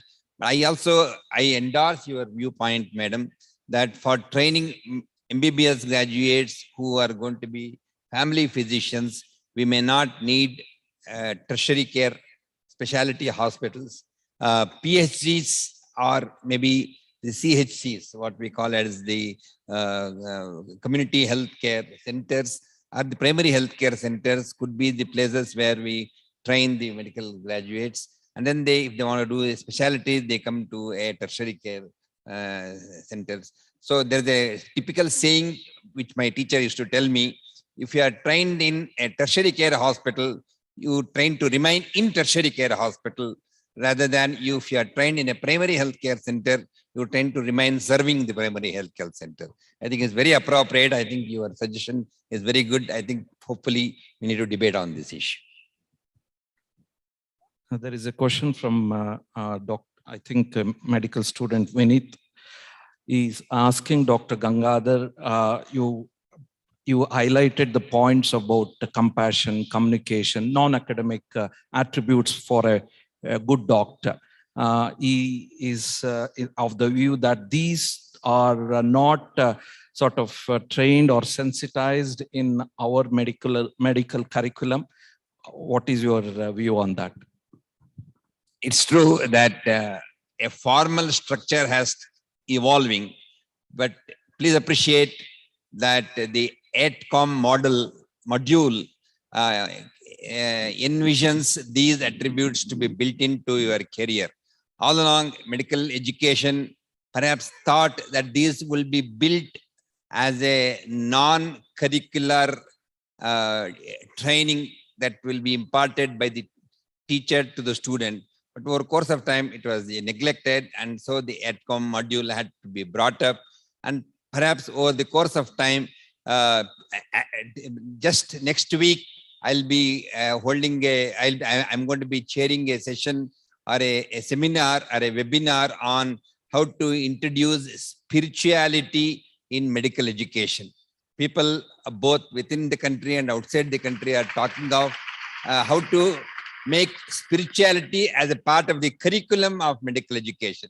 So it looks like people have all woken up that mere skills, mere competence, mere knowledge is not complete to make a person a good physician. I'm sure people will come up with those. Yeah. And I totally second that. For example, in the US, Dr. Christine Puchalski is started this institute, which is the George Washington Institute. George Washington University is a major university, Institute for Spirituality and Health. And she and several people from many countries have established this global network of spiritual care programs in medical schools. So there are already 8,000 members, who have joined this network. So I think this idea of spirituality or looking after the spiritual needs of our patients is gaining much more importance. My question is for Dr. Bill Pinsky. Are any of the non-academic criteria that we've talked about, attitude, ethics, compassion, which are also being taught in the Stanford sort of professional identity, are those incorporated into the accreditation standards? So I believe so. The standards are established by the World Federation of Medical Education, and they're available on the WFME website. And I believe that that is a component of it. I would like to add two things since you've asked me a question. One is About 10 years ago, I established an institute called IMESO, Institute for Medical Education and Spirituality at Oxnard. Oxnard is an academic integrated health system in New Orleans.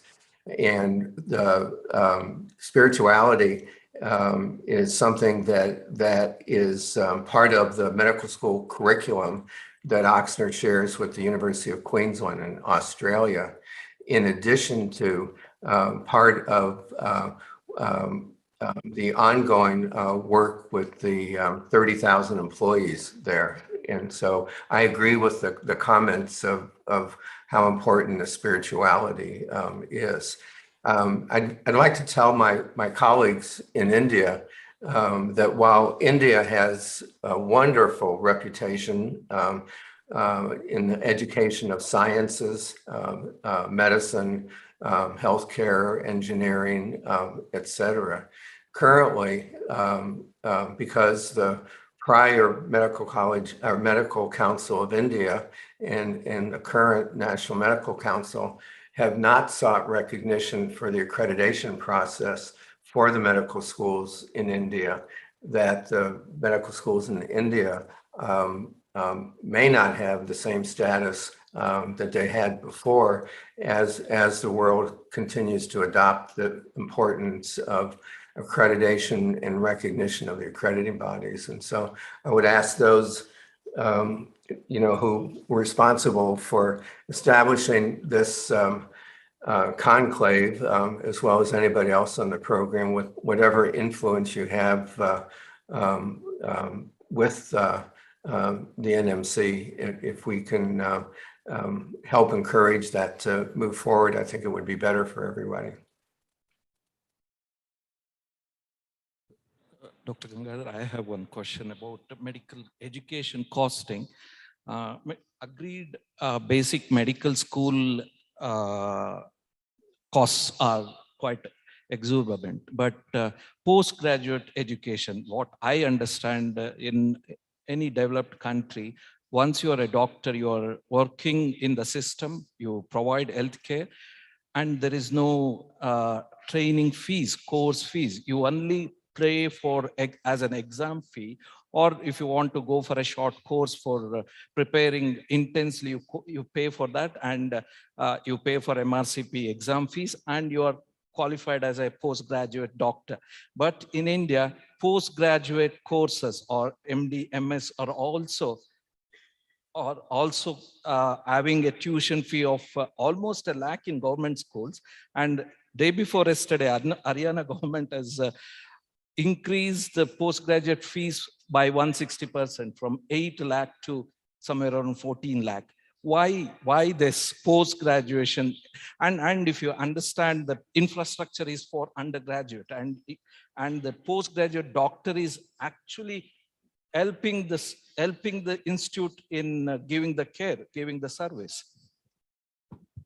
Since you mentioned Haryana, Dr. Yogendra Malik comes from Haryana, and he will answer you that question. I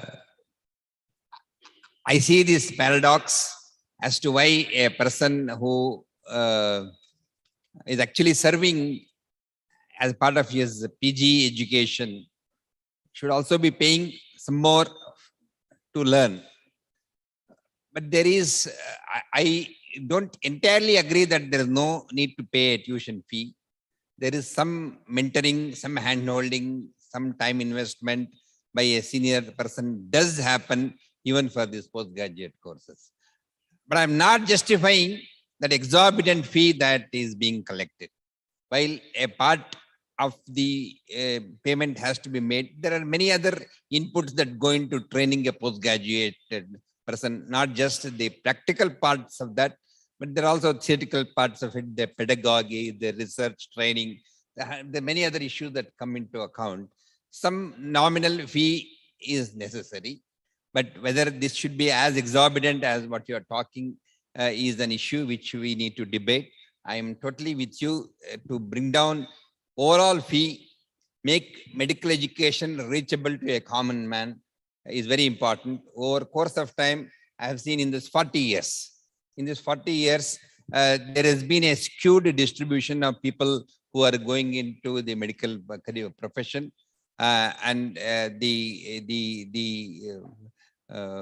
it's more likely, I believe, that people who are better off are represented in the medical profession over these last 4.5 decades. Have seen in my own life of medical education.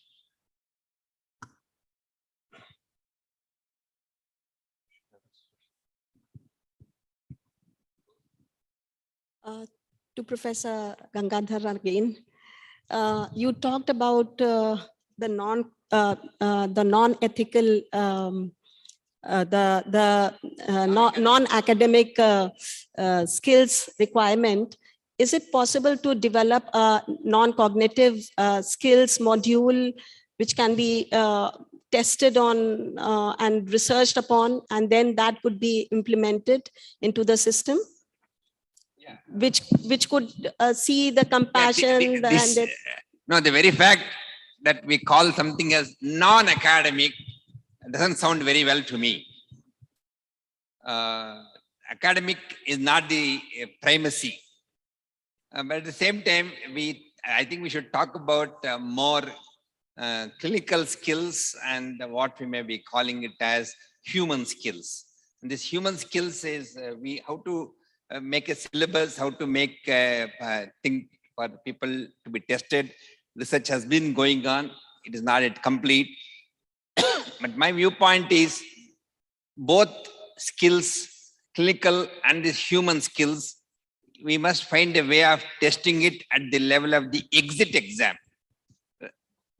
And that once we know that these are being tested at the level of the exit exam, all medical schools will make sure that these are imbibed. And please remember, just as much we learn clinical skills by looking at my senior teacher, how he operates or how he tests, how he interviews the patient, etc., etc. The human skills also have to be learned the way the senior doctor has been doing it. But for various reasons, pressures of work or many other reasons, these are not something that we have examples to emulate. Yes, during my days, I had many of my teachers who are not academicians, who did not publish papers, who may not have done research, who did not have international grants, but they were excellent teachers, both clinical and these human skills. And I am very, very grateful to my teachers who taught me all these things. But over the course of time, emphasis shifted to the academic and the other things were called as non-academic. But I don't think this distinction need to be made. Both clinical and human skills are extremely important in medical practice.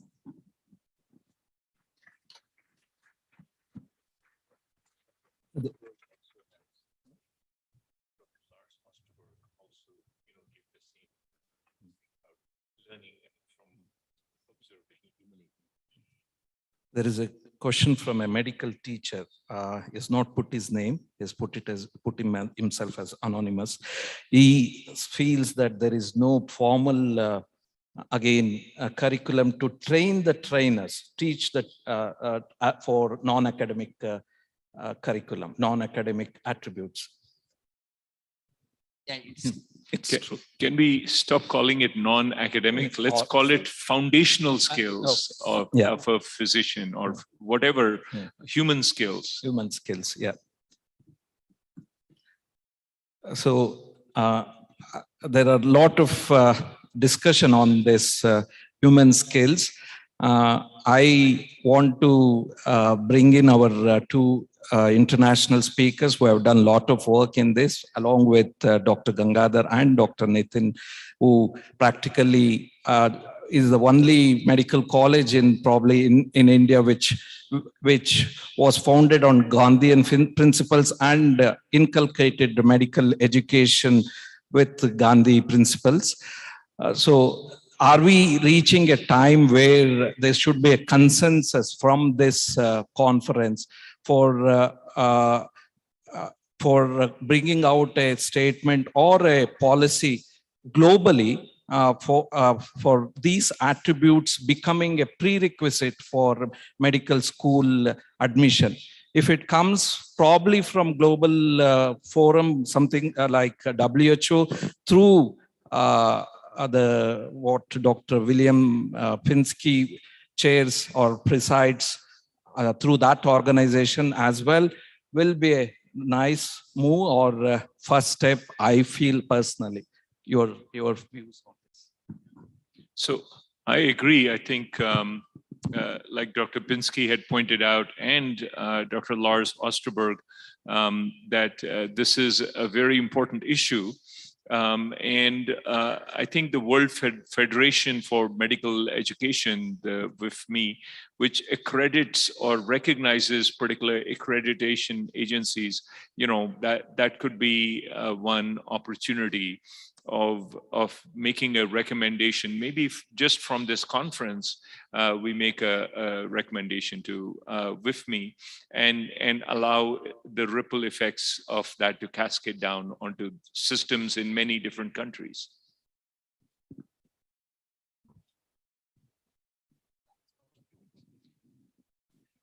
So I'm happy to comment if you like. I think that it's if I may, I would like to ask a question from Professor Osterberg. It's regarding you have student communities, and this is a wonderful, I think, method by which medical education can be imparted. What is your opinion to have the underprivileged and people who don't have any insurance, those families to be adopted by a group of students, and the students will learn through these families, as well as the people who are being treated would then benefit a lot from being exposed to medical care without having to pay. I think that would be a wonderful idea, especially if we could provide some financial support. I think you could do some of this remotely now with technology. You could adopt at a distance. We've been doing some work with the University of Global Health Equity in Rwanda. I've been mentoring some students there at a distance. It works pretty well because of technology you can do over Zoom. It would be even better if we could do some in person, building community that way. So I think your idea is a good one. So Thank you, sir. I also wanted to mention that I've worked with several medical students from Stanford who volunteer their time at the free clinics. So there's one free clinic in San Jose, which is quite a distance away from the medical school campus, but students will come there and they volunteer. Particularly when COVID broke out, a number of students volunteered to track down positive cases, they took part in vaccination drives, and a number of students also came out with public service announcements to educate the public on COVID. So these are things that are shaping the social character and in community outreach in our medical students, at least that I have directly observed at Stanford. To take this point forward, how to make a medical graduate be oriented towards the family practice, to the common person in the community. The National Medical Commission, we have a undergraduate medical education board. The president of the undergraduate medical education board has recently published a paper wherein she has had an experience where the medical student all through his or her life in the college was attached to one family. So that if there are 100 students, 100 families, this medical college was looking after. And for this family, he functioned as a in-court family physician. So he or she was available to any needs of that family and link it where he could not to the secondary level doctor for training. So this home or family contact training, she feels that this makes this person a complete doctor. And I am hoping that this will unfold itself into a policy. We'll see how it unfolds over the course of time. But this concept has been talked about. One of the medical colleges has already been doing it in Mahatma Gandhi. Mahatma Gandhi. Dr. Nitin, you can probably highlight. Dr. Nitin Gankane. You have similar Yes. program. Yeah. Yes, sir. This program we have been running since 1969. We adopt a village, and this adopted village, the students stay in the first year itself for 15 days. Their families are so allotted, and they follow the family for 4.5 years of their MBBS curriculum. Dr. Aruna Vanikar is the UG chairman, is also undergraduate student of our institute. So she was talking about our model. I will take this opportunity to talk about few more things which have been discussed in now. Sir, probably we are increasing the number of undergraduate seats. Now there are some colleges which are having 250 admissions per year. So there is hardly any interaction between the students and teacher. So this is an important aspect when you are talking about mentoring, but talking about individual relation between between the students and the teachers. And with the intake of 250 students, I don't think it will be possible to have this interaction. Regarding family medicine, DNB, the National Board has started the family medicine course long time back. There are hardly any students who take up this course. And the unfortunate thing is we talk about family medicine as a prerequisite or something which is a model for students going in rural areas and practicing medicine. But there is no recruitment rules which have family medicine course as a part of any service. So this is very unfortunate that unless and until you have that course in the recruitment rules of the any post, the persons will not have any opportunity. I have been recently to one of the tribal hospitals. There are students who have done family medicine. They are working, but they are working voluntarily. They are not expecting any higher place, but they are getting salary of 40 and 50,000 rupees per month, so which is quite less. And what I was talking about was medical aptitude before entrance. So once you have medical aptitude as a part of entrance examination before the students enter the medical profession, then only you can give them proper education or proper. We talk about at-home course, but once the students are admitted, even if you give them at-home training, I don't think it is going to make any much difference. And we talk about social responsibility, but the NAC, which is the accrediting agency in India, they have removed social component from the accrediting rating. So this is, I think, where at one end we are talking about a medical institution being a socially responsible institution, and at another end we have accrediting agencies which do not give any marks, any value for institutes which are working in social areas. Thank you. Thank you. We are running out of time. It was a very wonderful interactive session. I thank and I express my gratitude on behalf of all of you from the conference organizing the team and University, Sri Sathya Sai University for Human Excellence, for all the speakers, for a wonderful presentation, for their efforts, and for staying back and participating in the panel discussion. Thank you.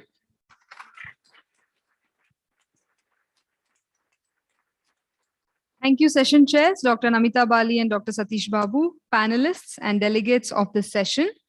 Please note that the credit points for this session can be availed through the ICFME website by clicking on the link bit.ly/ICFME21.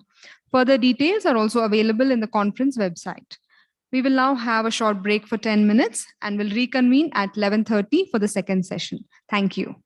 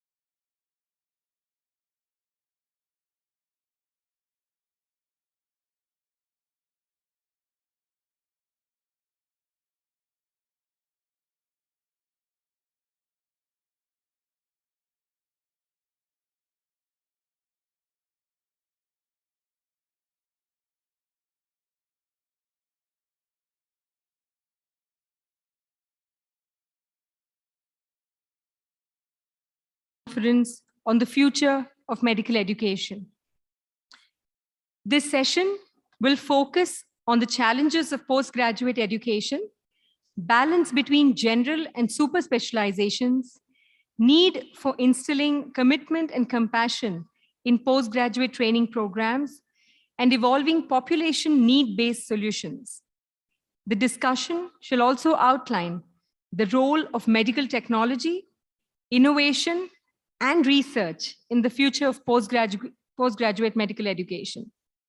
The panel would particularly discuss reforms required in India to meet the medical workforce shortage in the country. The co-chairs for this session are Dr. Sean Sethi, the Larry and Helen Hogue Endowed Chair of Pediatric Cardiovascular Surgery at Miller Children's and Women's Hospital and the Long Beach Memorial Medical Center, USA. Dr. Sarita Purushottaman, a consultant pediatrician at the Sri Satyasai Sarla Memorial Hospital, Satyasai Grama, Mudanhelli. We request the session co-chairs to now commence the session.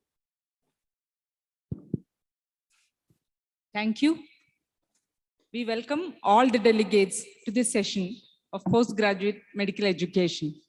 Our first speaker is Dr. S. Sachidanand. He's a former dean and director of Bangalore Medical College. And until recently, he was Vice Chancellor, Rajiv Gandhi University of Health Sciences, Karnataka. Sir shall speak on the topic, evaluating specialty-based knowledge, skills, professionalism, and bedside manners in residency training. Welcome you, sir.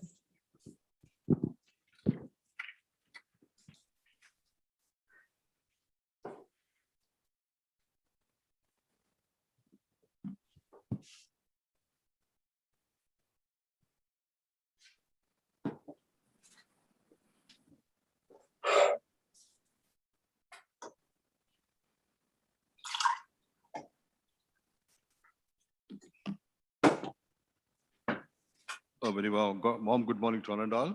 Thank you, chairpersons, for that introduction. My job has been made easy by the previous speakers because they gave an introduction regarding competency-based medical education. I would be speaking on specialty-based knowledge, skills, professionalism, and bedside manners in residency training. Once a student passes his MBBS, he would always be looking forward for some residency training in a field of his interest, which we popularly call as postgraduate studies. And very recently, there has been an interest in also including postgraduate residency training as competency-based medical education.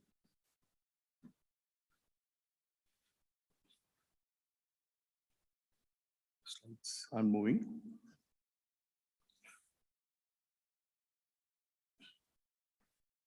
Okay. So I have no conflict of interest. How do I go about? I'll just give again a small introduction about competency-based medical education with relevance to post-graduation. What are the shortcomings in the present evaluation system? And evaluating the specialty-based knowledge and skills in residency training. And what are the evaluation tools available and what are the advantages of these? Yeah. And of course, conclusion. Competency-based medical education for undergraduation was introduced in India in the year 2019, August 2019. Already 2 batches have been going on. And UG curriculum is in vogue. National Medical Commission has now taken up the onus of including the residency training programs also under competency-based medical education, which is in the West as already there, and that is under progress. Competency-based medical education is an outcome-based approach to the design, implementation, and evaluation of medical education programs. It assesses learners using defined competencies. And the goal is to ensure that all the learners achieve the desired outcomes during their training program. And that is the goal. What are the shortcomings that we have in the prevailing system? Of course, the first two are about the manpower There is shortage of physicians as per the data available. There is one doctor for 1,674 population in India, whereas it has to be 1 for 1,000. So we need more doctors. And what available doctors are all inequitably distributed between urban and rural population. Most of the doctors reside in the urban area and they cater to the 20 to 30% of population which reside in the urban area. So the rural population are really deprived of doctors and specialists. That is the present situation. Of course, a lot of thought is being done to overcome these two, but I will concentrate on the third one, deficiencies in the quality of medical education. There is lack of skilled teachers, syllabus not being updated regularly, faulty evaluation systems, lack of societal empathy. In fact, it took almost more than 2 decades for the syllabi to be revised, and the present CBME is almost, though there were attempts in the between, but implementation of CBME has occurred only very recently. What are competencies? They are the basic units of medical education planning. For any medical educational activity, they're all split into competencies. Like for example, undergraduation, there are 5,000 competencies available, and the undergraduate has to complete all these 5,000 competencies by the time he completes this. So here in post-graduation also, each specialty, depending on the specialty the student studies, is again split into competencies. And by the end of 3 years training, he is supposed to know all these competencies, and he'll be assessed for those specific competencies. So there will be a uniform assessment of competencies amongst all students who join a particular specialty. And this competency-based medical education is the basis for training and evaluation. And how has it been derived? All these postgraduate subjects are all societal demands, societal needs. As per the need of the society, the particular specialty develops, and this specialty development also is, and the training is also given as per the societal needs. And the entire learning of the post-graduation during the 3 years period is outcome-based, and there is emphasis on skills and ability development, because in undergraduation it's more of knowledge-based, whereas post-graduation is skill and ability-based. And at the end of 3 years, there should be a holistic development of the learners, and they should be able to take up leadership qualities. They should be able to make good decisions. They should be able to take up research and also be empathetic towards citizens. So these are the qualities that are expected of a doctor, postgraduate doctor. How is it implemented?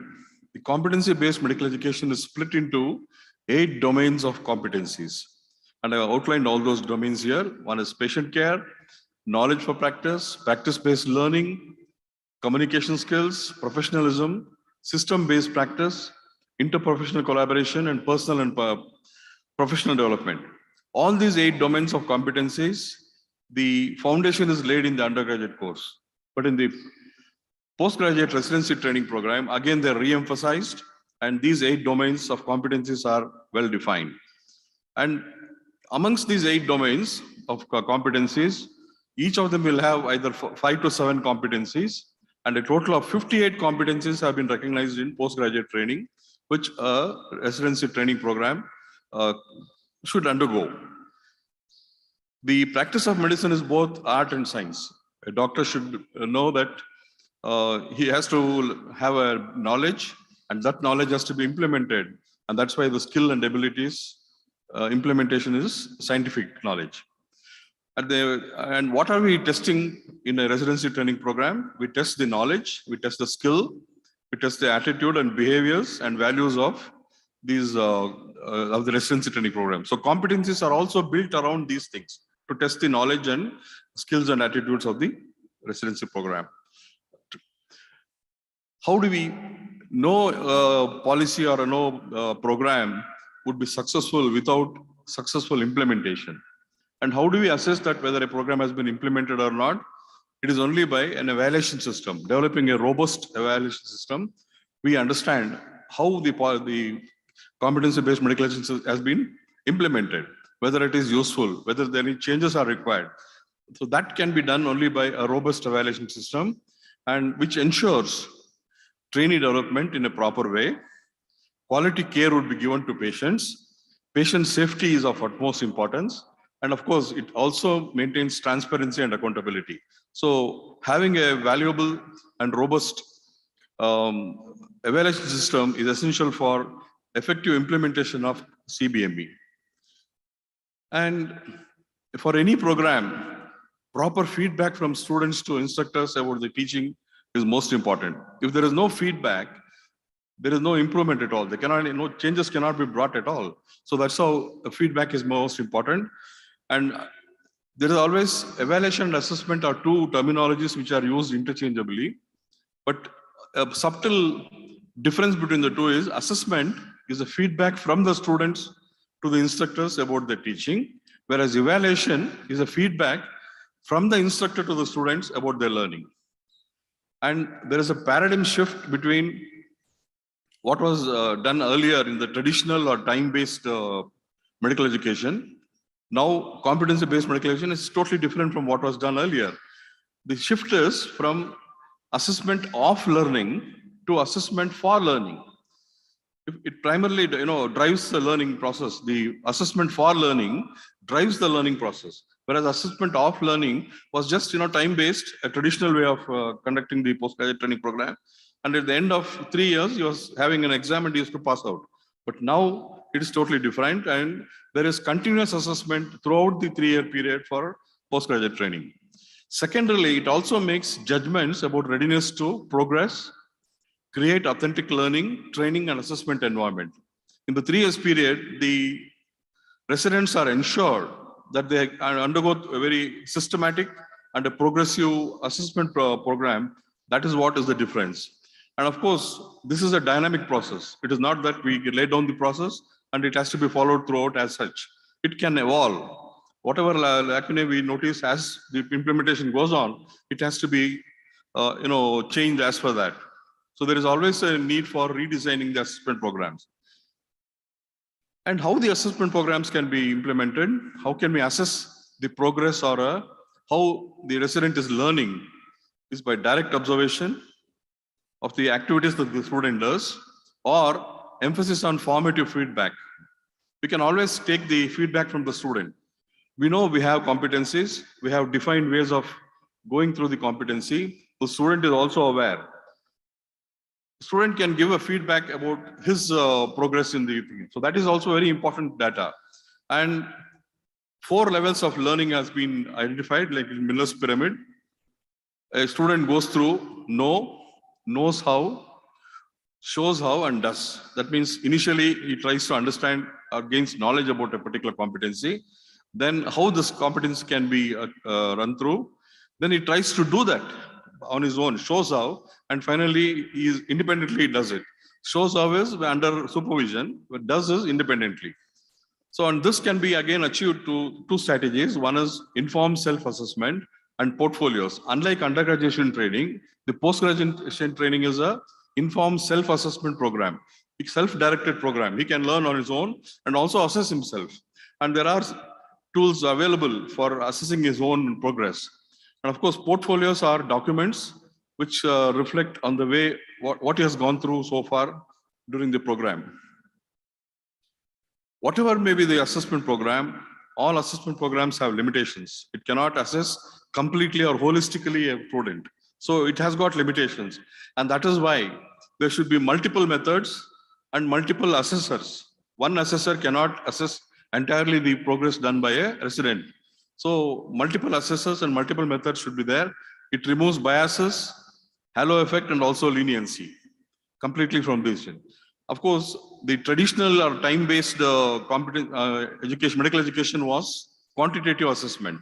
Now qualitative assessment has been introduced in competency-based medical education, which is more assessing the work-based. That means at the setting of an ICU or a OT or in emergency room, it can be assessed. So that is called work-based qualitative assessment, which is more important. And what are the tools available? Evaluation tools available are, the already time-tested methods like long essays, short essays, MCQs, OSCE.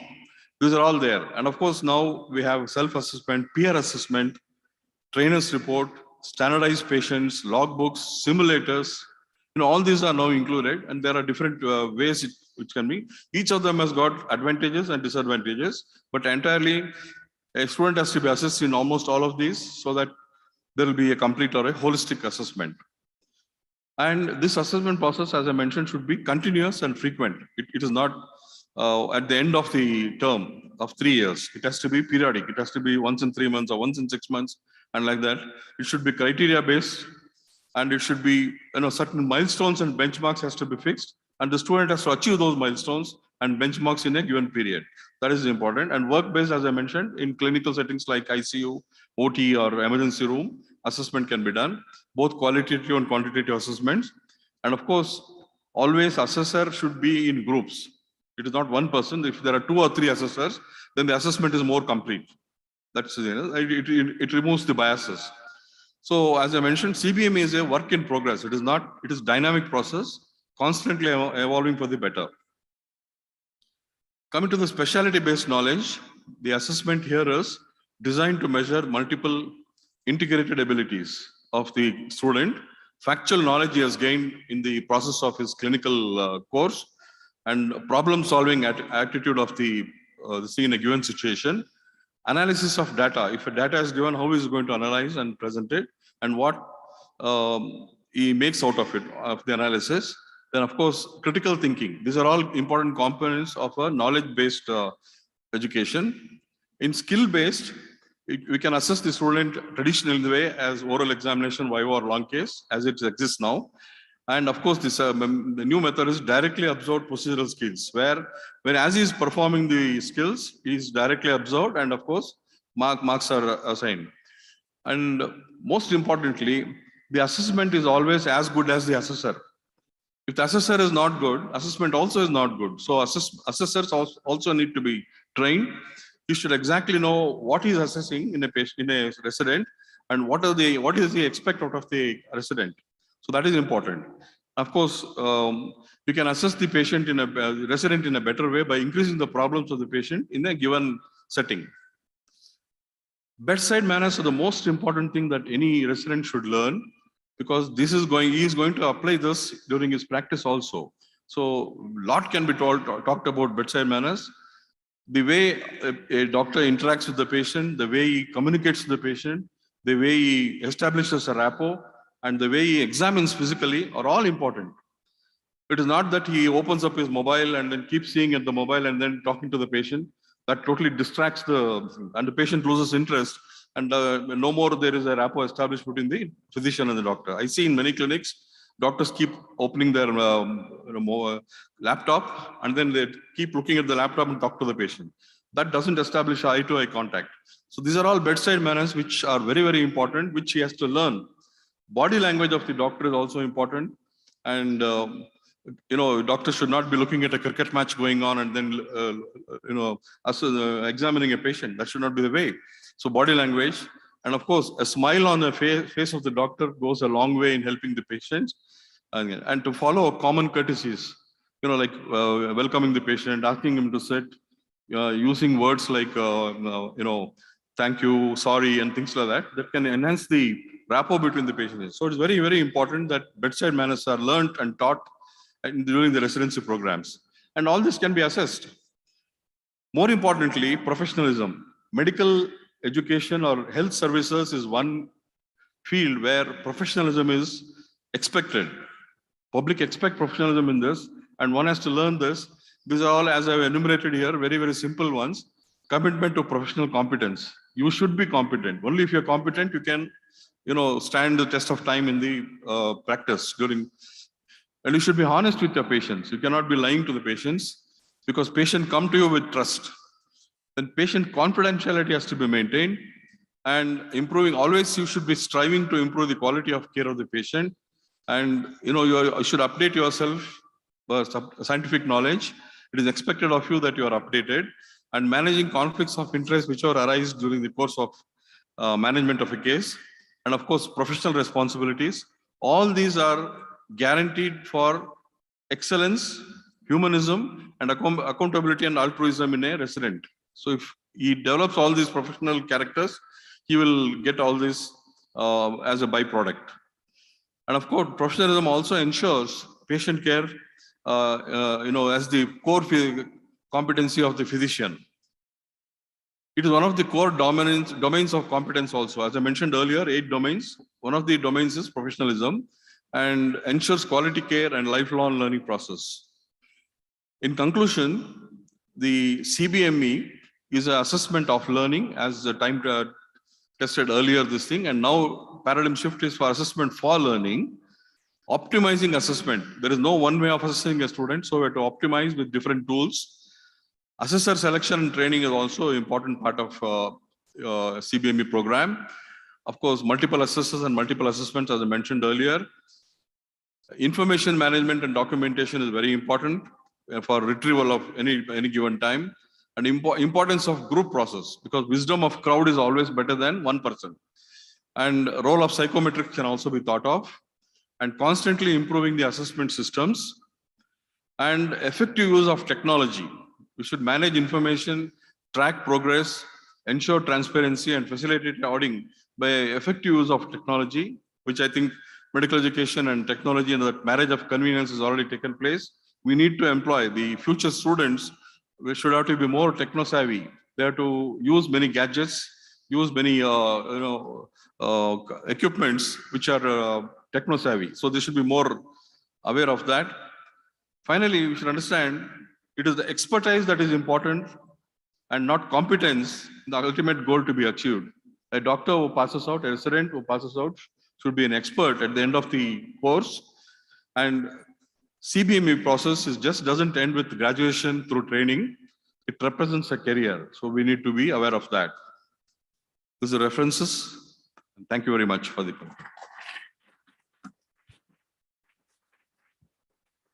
Thank you very much, Dr. Sachidanand. That was a great talk to start our session off.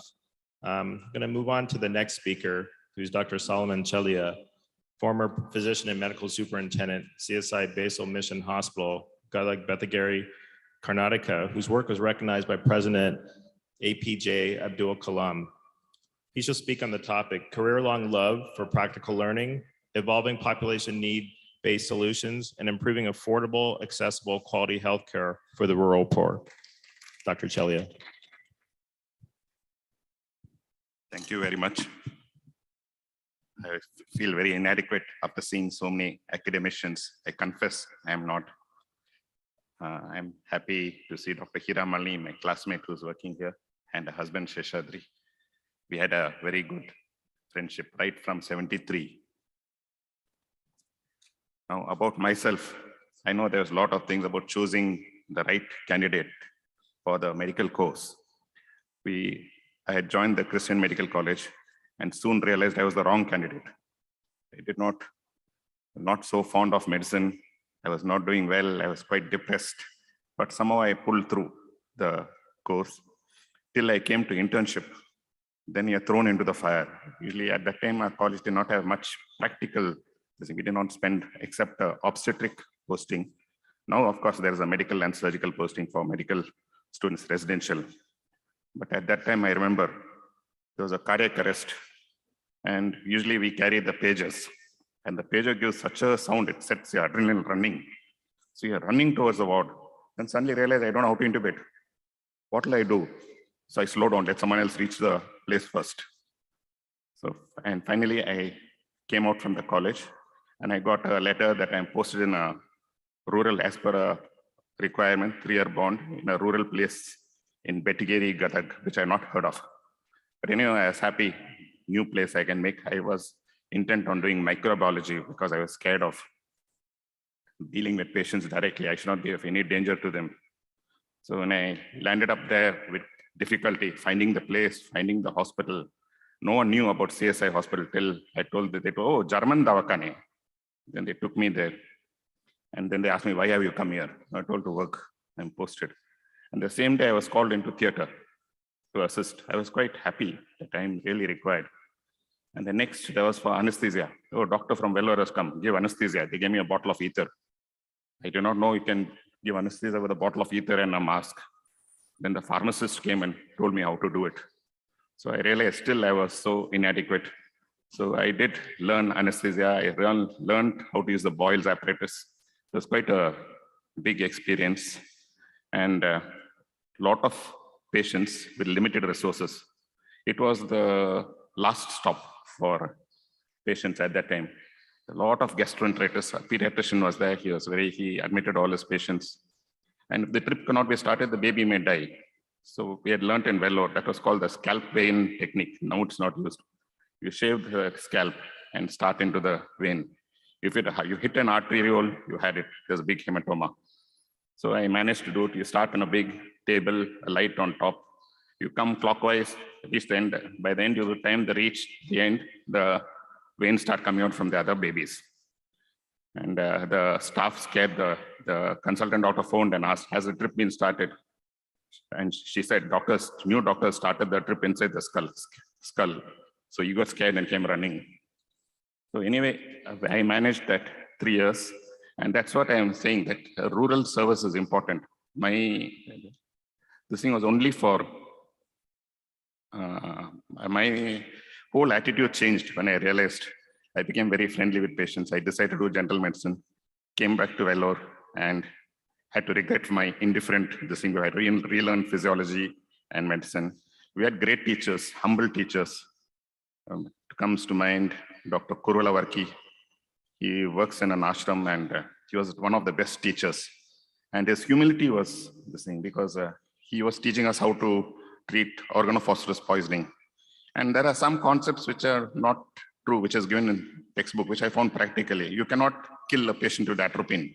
You just load them as per looking at the eye. But then I found there was a high mortality in organophosphorus poisoning. Then we just sat together and discussed and realized we don't need that. It depends on the poison. And I told Dr. Kurulavarki in a meeting later that this, and the humble man told me, I should come and learn from you. That was humility. I remember Dr. Sheshade, the best outgoing student in the university.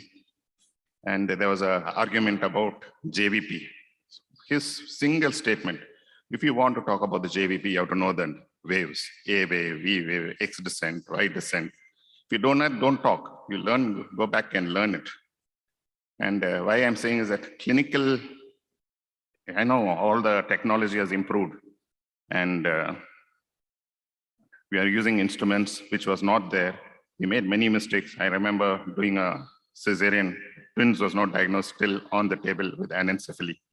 But now it is all child's play with ultrasound guided diagnosis. So, but we realized that we have to improve our technology when I came back. There were loads of snake bites and poisoning, so ventilator was required. May I have the slide, please?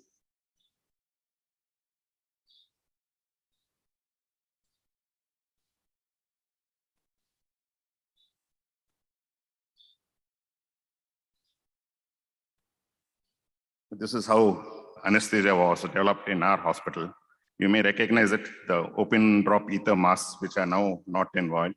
There's that EMO machine, with the hand bellows, you just pump air. There's one more KEM bottle. I don't know if anyone has seen that. It's just a Horlicks bottle with ether and a whistle.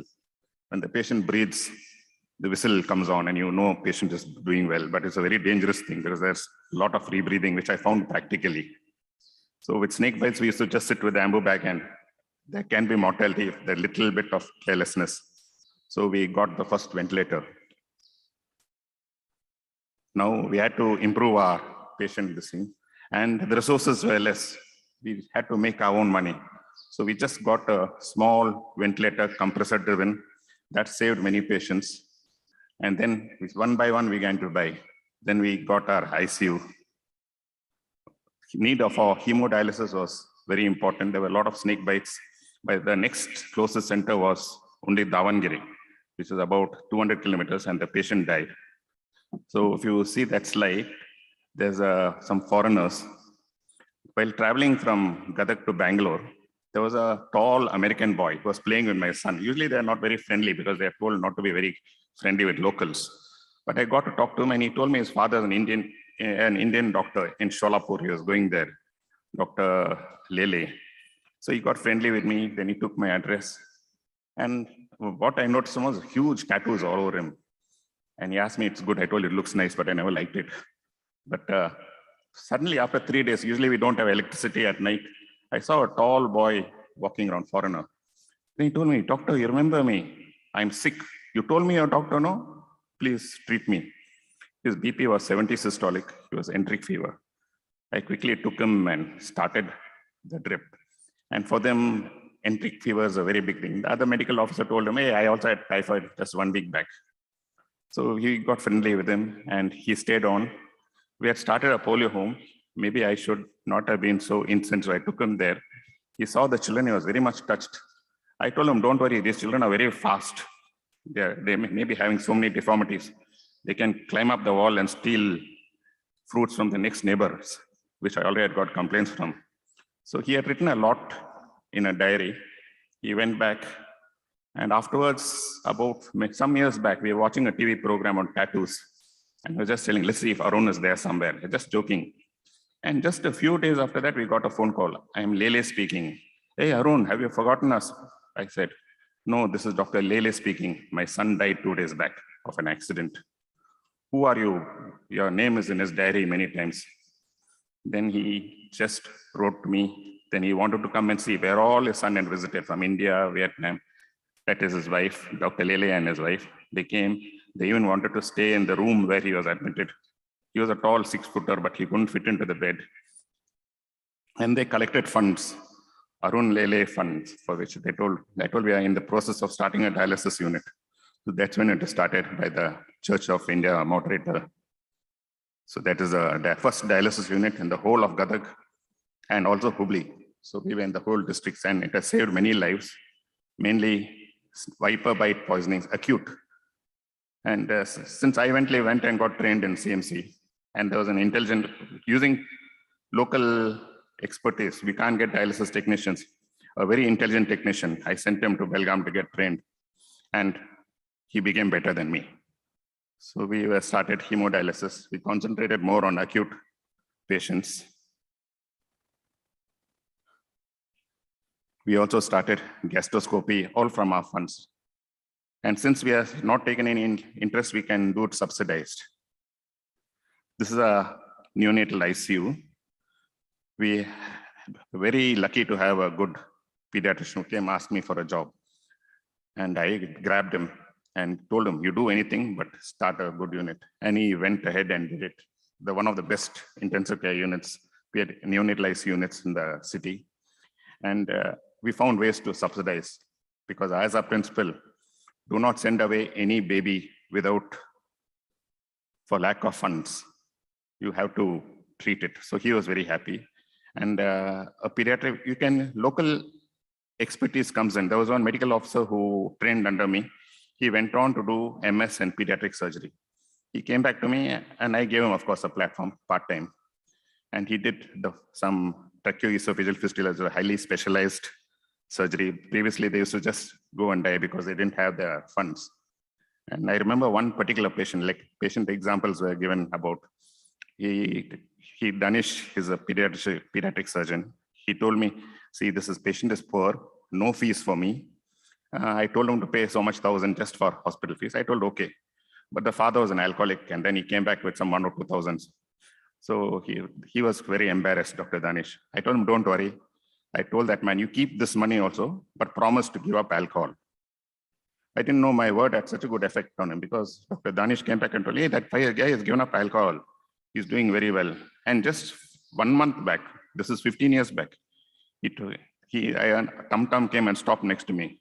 Please get, and I told him, I don't know, I'm going, no, where you are going, I'll take you. It was the same man. And he told, my son Danish is 15 years old. So people who work in rural hospital, you get such satisfaction. I would not have given up this life for anything else in the world if I have to go through life again. We had to get a CT scan we bought with our own funds, because head injuries, they had to be sent to Hubli. And sometimes it's a waste, because if there's no subdural, why send them? So once you get a CT scan, they don't have to spend that much money going to, it's very costly going to a neurosurgeon and getting admitted. This saved, and it's on the highway, Gadag, so it was helpful.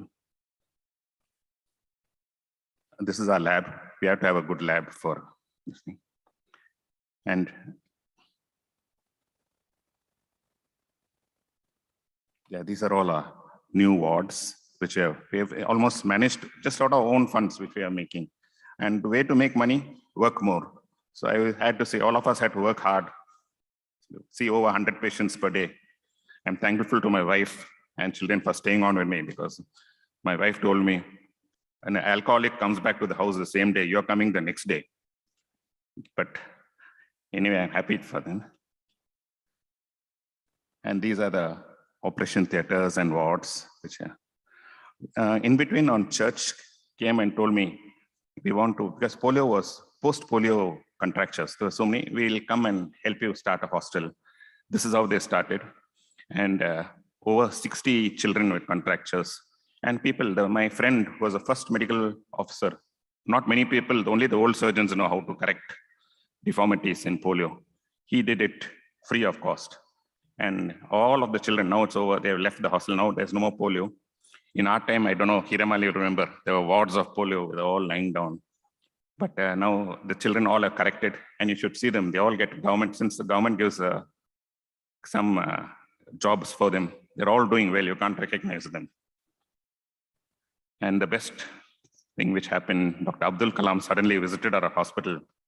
I didn't know he was so interested in hospital. He met him in a college, and I told him I work in a rural hospital. He told, I want to come and see it. I told, fine, sir, you can come. After finishing all his work, he came. He was very impressed because he sees only big hospitals. Here you'll find a ventilator going on and the people having lunch under dinner under the bed. So he was quite surprised that this can be done. He went back and wrote to me how much you charge. At that time, the consultation charge was 25 rupees. So he told me, how do you do it? How do you manage all this? So I just gave a workout how you do it. Because say a patient comes, we have also had epidemics before, cholera, which was worse than, no, it couldn't have been worse than this COVID.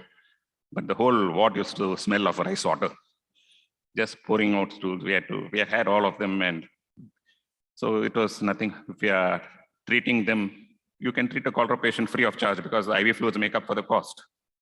And the Germans actually had a very local resources, which I learned from them. They collected rainwater and it went into a big underground tank. That's 100 years old. This was converted into IV fluids, saved thousands of patients at that time. IV fluids. It was still going till like the drug controller came and told me he'll arrest me if I do such things. So we had to stop that. But the water is still used, rainwater harvesting, many years. And many things I learned from the Germans. There was one, Reverend Ferdinand Kittel. He got so interested in the Kannada language. He went to all the village, compiled the Kannada English dictionary, which is still in use in the college. This is Dr. Kalam interacting with the polio-affected children. These are Germans who just visited our hospital. They're very happy. Told, you're the only person who doesn't ask us money, you're self-sufficient. And the risks of a hospital, I don't want to scare you all. Old hospitals, we had a very bad fire accident, 2007. If it had happened now, I'd have got arrested. And it's all old teakwood. And if you want to know how hell looks like, you'll know about the new computers, which are not yet started using. They were burnt. There's nothing left in the office. But it did not spread to the patient side. Thank God, I was saved. And it learned a lesson for me. 3 fire engines came and put out the fire. And some funny things also during that time. We were looking at the fire on side. One patient came, we had put off the lights, in the darkness, started shouting at me, I want to get admitted. I'm sick. I told him, there's a fire. No, fire is that side, I'll get admitted this side. So I was quite thrilled because I myself went, got the patient onto the bed and started. I think it was just a gastroenteritis. And there was a thing, the police officer, the fire officer came in, where are your fire extinguishers? I told them they got burnt in the fire. So he told, then you better come with me. Then suddenly he saluted one very quiet looking man standing beside me. I didn't know who he was. Then I learned he was the DC.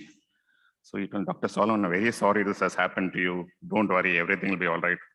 Did these people come and help you? I told, yes, sir. If they hadn't come, the hospital would have got burnt. So then he saluted me and went off. I escaped. But it was a lesson for us. We got our fire, all the safety, the things we have started. This is the fire, and this is the local Swamiji. He was a good friend of mine, a very secular man, the Tontada Siddhalingeshwara Tontada Swamiji. He called me into his mata to honor me, and all his devotees there. And you know what he said? He said, see, this doctor is different because he is from Madras, so he's a Tamilian. I looked cautiously at the other doctors because it was in the height, the Kaveri problem. But luckily, he is on my side, so nothing happened. He honored me in the mata. And he even celebrated Christmas in the mata. I think this you will know. This is the SL World and ZTV Kannada. They suddenly called me, we're giving you an award. So I asked, what is it for? No, we've just checked. First criteria, anyone who nominates himself is taken off. So 70% went off. You've been nominated by someone else. We came and saw you're touching the patient. So it's a very dubious way of getting the award. So there were 5 of us. And among you will see them, Dr. Timmana Gowda. He is of the Whitefield C. Satya Sai Institute. And there was a special TV award, that is a thing, a vote, and they got the award of awards. But that fact that I am on panel with them, it's the biggest honor. And it's the biggest honor that I have been invited for this conference, an ordinary doctor. Thank you so much.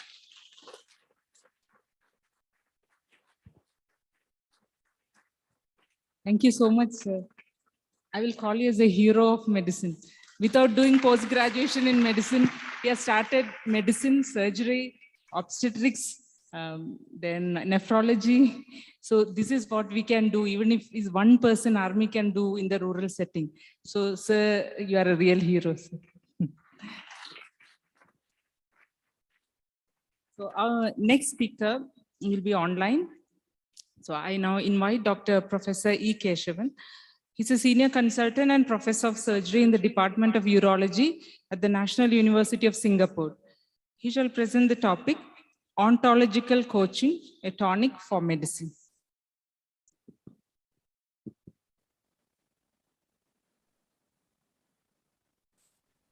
Good morning, dear colleagues. I'd like to thank Dr. Anand and the organizing committee for their kind invitation. I'm personally delighted to be spending some time with like-minded colleagues discussing this subject. I would like to share screen now.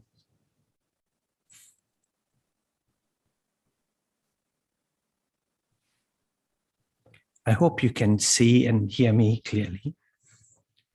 Yes. Thank you. The WHO, as early as in 1948, described health as a state of complete physical, mental, and social well-being, and not merely the absence of disease or infirmity. This morning, we heard Sadguru Sri Madhusudan Sai note the glaring absence of spiritual well-being in this definition. The WHO describes this as a human right. Sadly, many doctors themselves do not achieve this state of health. Burnout is not just extreme fatigue. It is a syndrome described by WHO in their International Classification of Disease as resulting from chronic workplace stress. What is it like? Feelings of exhaustion and increased mental distance from one's job, feelings of negativism or cynicism, and reduced professional efficacy. Burnout has serious consequences, as shown by increased alcohol and drug misuse, not to mention suicide.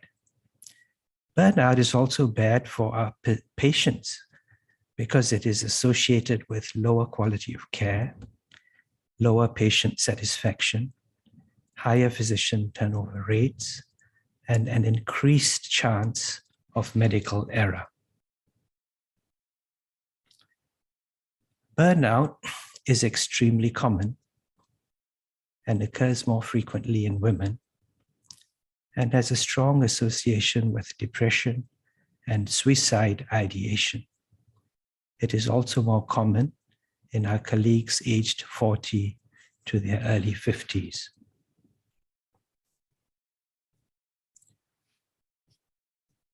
Medical school often gives our students their first taste of burnout. Up to 70% of students report feeling burnt out. And not surprisingly, depression and suicide ideation accompany this syndrome. So now that I've given you enough gloomy material to discuss at lunch, let's talk about what a possible solution could be. The National University of Singapore School of Medicine believes a coaching culture can offer support to medical students, residents, and doctors by helping them increase self-awareness, self-reflection, self-care, performance, patient care, employee engagement, and professional development. We now realize that there's a need to do both, impart professional and technical skills, hard skills, which we're good at doing, but also nurturing students and doctors more holistically, with an emphasis on the values they need to thrive as doctors, soft skills, which we are less good at doing. So how does coaching achieve this? The end point, the end game of coaching is self-determination. Self-determination is defined as an individual's ability to reach his or her highest level of motivation, engagement, performance, persistence, and creativity. That is, to thrive. Ontological coaching is a type of coaching which focuses on being. So it encourages students to ask questions like, who am I? What values are most important to me? What does the best version of myself look like? What is my life's purpose? Coaches can help students embark on the journey towards self-transformation using a variety of tools like centering or mindfulness, increasing self-awareness through the observer action results model, helping them develop a habit of self-reflection, and also teaching them distinctions in body, emotions, and language. How does this help the student? It helps them perform better in medical school with less stress. It teaches them to create guilt-free me time and self-care. And it helps students generate the energy they need. It also leads to better mental, emotional, and physical well-being. Coaches help students design the steps in their journey towards what they care about most. Coaches can help students identify and examine their most important values and to co-create actions to achieve their goals. Coaches can help students co-create a life that includes the following important elements: a sense of fulfillment, developing meaningful relationships and a sense of belonging, and a sense of gratitude for our lives. Coaches can help improve communication skills by fostering respect, curiosity, empathy, reflection, accountability, so that others will feel heard and cared for. And students are given this experience of being heard and cared for when their own coaches model these behaviors. Our curriculum provides students with the experience of being coached individually and also in teams in a 5-year longitudinal program. These suggest some of the topics that the program addresses, but of course, because this is an individual program, students are free to discuss anything they wish to with their coaches. So how did we train the coaches? If I had to describe the program in one word, it would be rigorous. Our faculty coaches, who are usually senior physicians, undertake an intensive 9-month program with a highly respected and accredited coach training school. In part 1, they themselves are coached so that they experience coaching and the benefits that coaching can bring. In part 2, they coach clients under supervision with frequent assessments and ongoing lectures and interactive tutorials. Finally, they must pass a thorough coaching evaluation subject to the standards of the International Coaching Federation.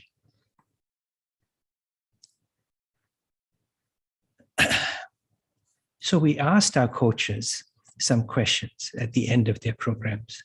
What did you personally get out of this program? And these are some of the responses we received.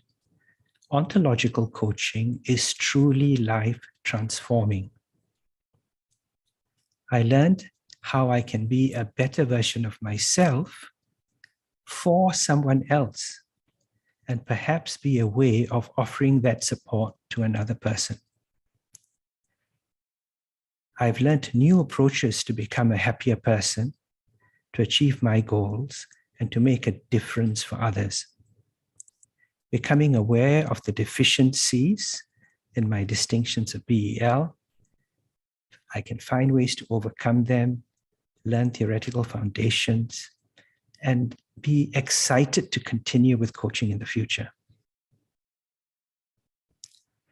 We also asked them, how will it change the way you perform your role?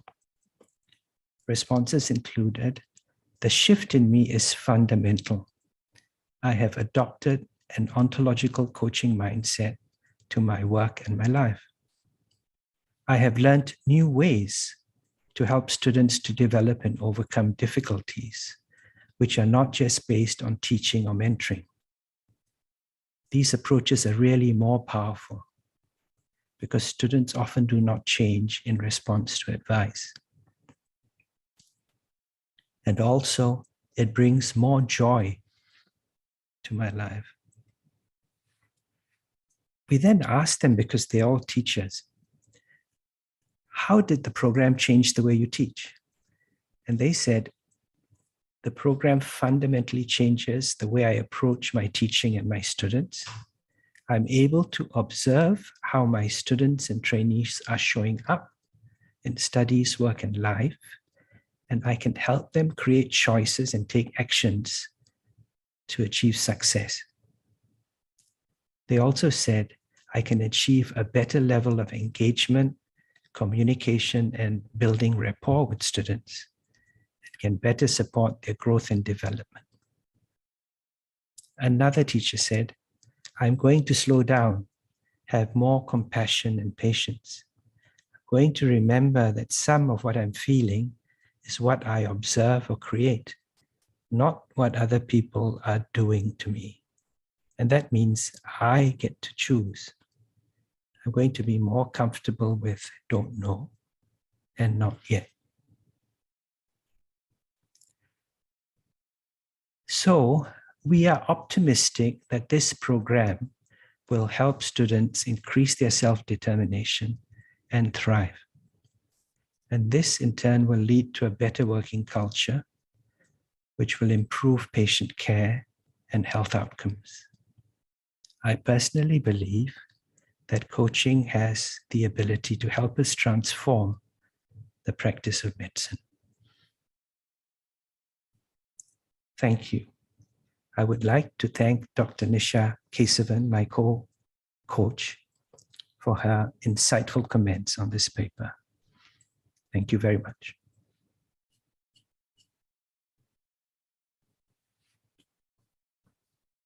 About physician burnout.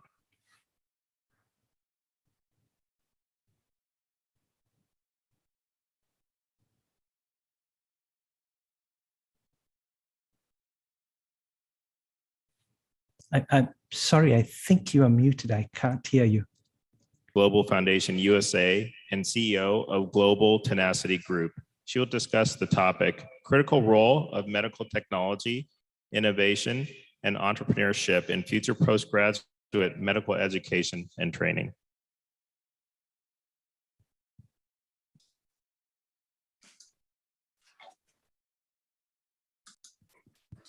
Namaskar. This is Nandini Tandon. Can you hear me, please? Yes. And are my slides, can they be seen? Not yet.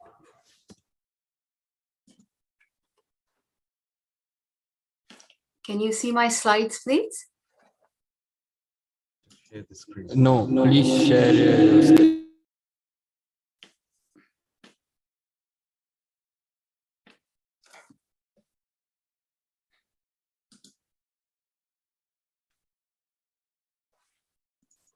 Now, can you see them?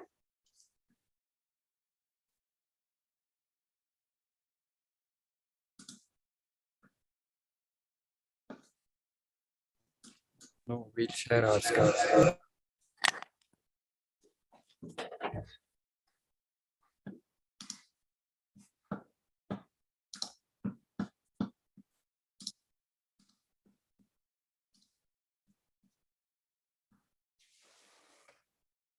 Zoom? Or what? Your login password. For this conference?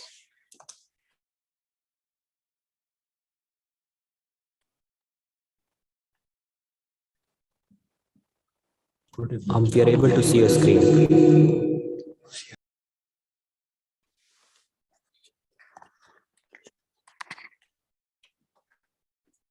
Namaskar. Can you see it now?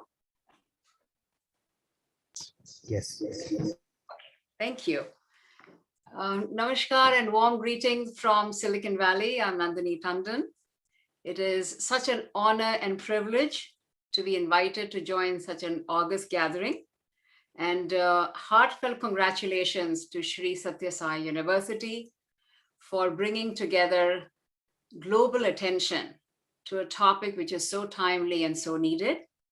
And also special thanks for Dr. Sunny Anand and his colleagues for making this happen. I'm privileged and honored to be invited to share my thoughts in an area of deep interest to me, which is entrepreneurship, innovation, and how that can be utilized in the world of academics, especially for training future physicians with in mind to problem solving and looking at how we can make this world a better place for the underprivileged. So I'm very excited to be sharing these thoughts with you.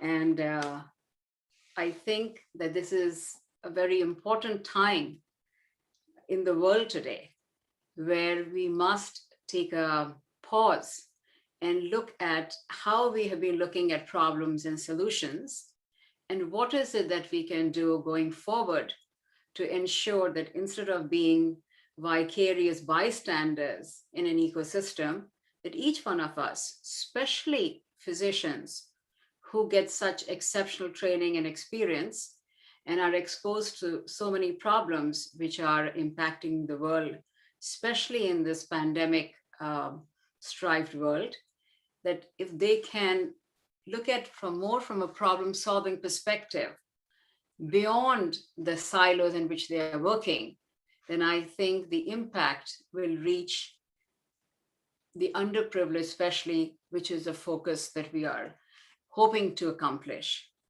So with that in mind, I'd like to share that irrespective of which country we are looking at, generally speaking, the traditional training follows protocols, is risk aversive, and looks more at problem solving in their own restricted clinical practice.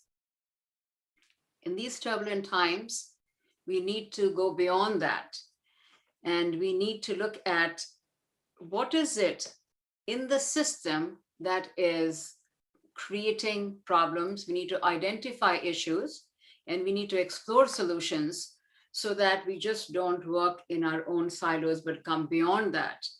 And it would be very important for the postdocs, for the future postdocs that are being trained, to look at serving patients as being part of the overall system, as being part of the solution at large.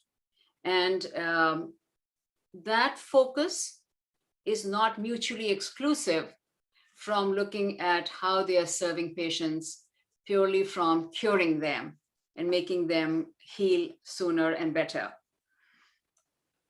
This is especially significant because physicians are exposed to some of the best training, and they get one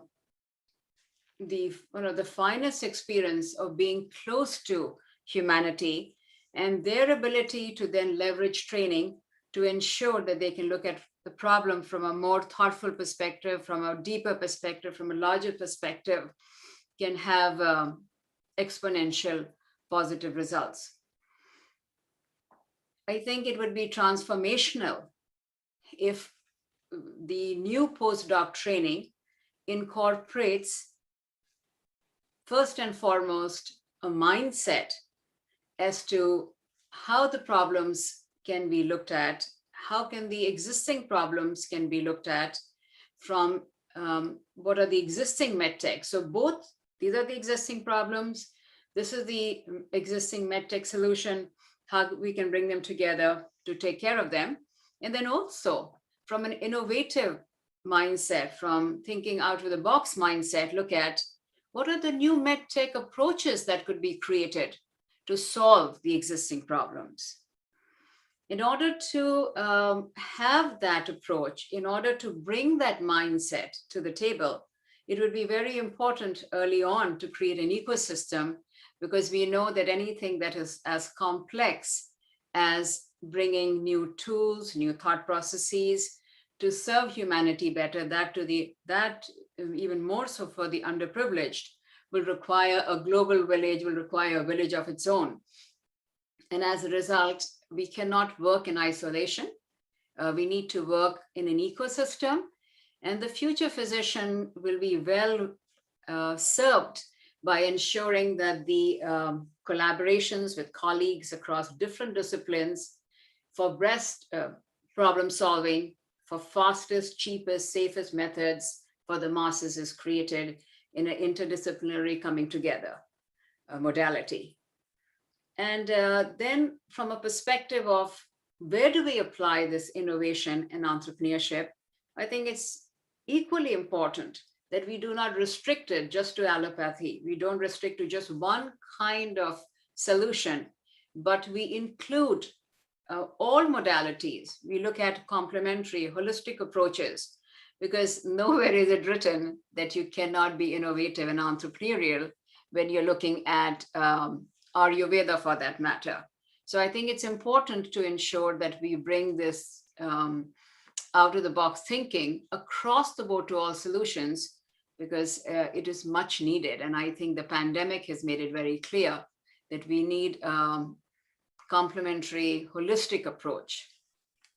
So with this in mind, I thought I will select a case study to share with you, which leans on the fact that ultrasound has been around for a long time. In fact, the first time it was used for medical purposes was in 1956.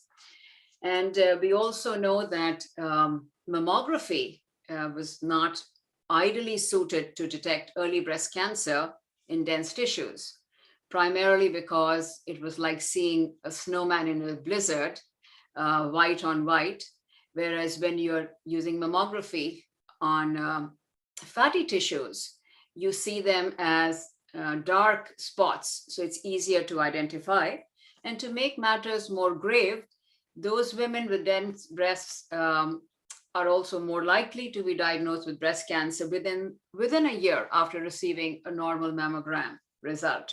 So it became imperative to look at this problem and see how it can be solved.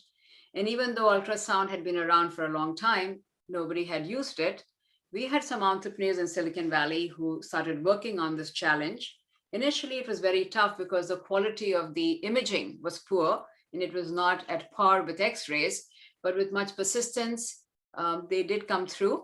And as we all know, the good news is that now it is a pervasive phenomena and it has been very positive in saving lives.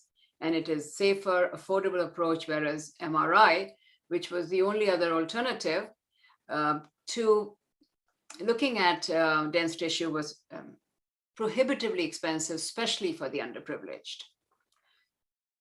So moving on to the next slide, the value add of the postgrad medical education and training, incorporating medical technology in its curriculum, can be cumulatively very large, primarily because medical technology is a pervasive approach. And also, as we know, those who are highly resourced, they can always access quality healthcare. But it is the underprivileged, the underserved that we would really like to bring the focus on. And by deploying the existing medtech tools to support the patient when the health professional to the patient ratio is not optimal, which is usually the case in underserved localities and areas, in using medical technology for inaccessible, tough to reach regions, to ensure that education is there to support prevention, because prevention is better than cure, cheaper, better for every possible facet of being better cared for, and early intervention and monitoring patients' healing at home and gathering of relevant data to see trends. So the medtech can be utilized in so many different ways. And if we bring an innovative entrepreneurial mindset to how else can be utilized, then that can be very positive. With keeping an eye on where the future of medicine is going, it is very exciting to see that we're having the phenomena of physicianeer, where the clinician and the engineer is coming. And I think it's a very positive marriage between these two disciplines, primarily because they bring two different mindsets to the table and very synergistic, symbiotic mindsets. And then as the kaleidoscope of the world is changing, it becomes very clear that we all will have to step out of our silos and work together to have more wholesome solutions. With the advent of AI, IoT, big data, telehealth guiding the care, it's highly advantageous to train physicians side by side with exposure to more engineering solutions for better problem-solving skills for identification and solutions. So for example, when the engineers and physicians converge early on in their training, then what an engineer brings to the table is looking at general large data through the eyes of AI, whereas the doctor can then utilize that general pattern for the individual. The engineers will look for solutions, doctors will face clinical problems, the engineers will think in black and white, what they are trained to, whereas the doctor must deal with more gray areas, and the engineers create general solutions, whereas the doctor deals with unique patient. But having these interdisciplinary strengths come together allows us to serve the patient much better. So moving on to the next topic, which is very dear to my heart as a scientist, as a venture capitalist, innovation is something which is very exciting. And the question could be asked, why innovation and why should we utilize it in the curriculum? And I think we've all gathered today to have more reform, to have better changes in the system. And we've all heard what Albert Einstein said, insanity is doing the same thing over and over again and expecting different results. Sri Satya Sai University has gathered this global August thinkers to look at how we can have different results. And so innovation plays a critical role in ensuring that we look at the problem from new eyes and look at solutions from a different angle, from different perspective. Reform is need of the hour. That's what the conference is also resonating strongly on. And innovation, when done across 360 degrees of the healthcare ecosystem, will then critically allow for better serving of the patients to bubble up, even if that improvement through innovation is very marginal. The collective outcome is going to be very positive. And it's also very important that we prioritize innovation for the underprivileged. So we don't prioritize innovation keeping in mind how the financial remuneration is going to be, but we ensure that the problem-solving mindset is utilized as not a good to have, but a must have, so that it keeps in mind how it can be cost effective and reaches the underprivileged masses. Why now? I think I had mentioned this earlier also. We are at a very critical juncture in the world today. There's a lot of turbulence, there's a lot of disruption. And as Peter Drucker said, in times of turbulence, the greatest danger is not the turbulence itself, but it is looking at the turbulence with yesterday's logic. And innovation, as I just said, is not a good to have, but a must have, given where we are today in the world.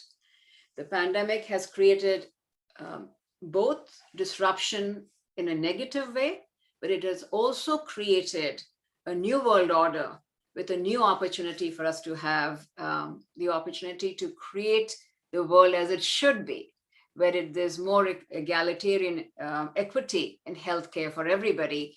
And innovation is one that allows us to make that possible in a more accelerated fashion.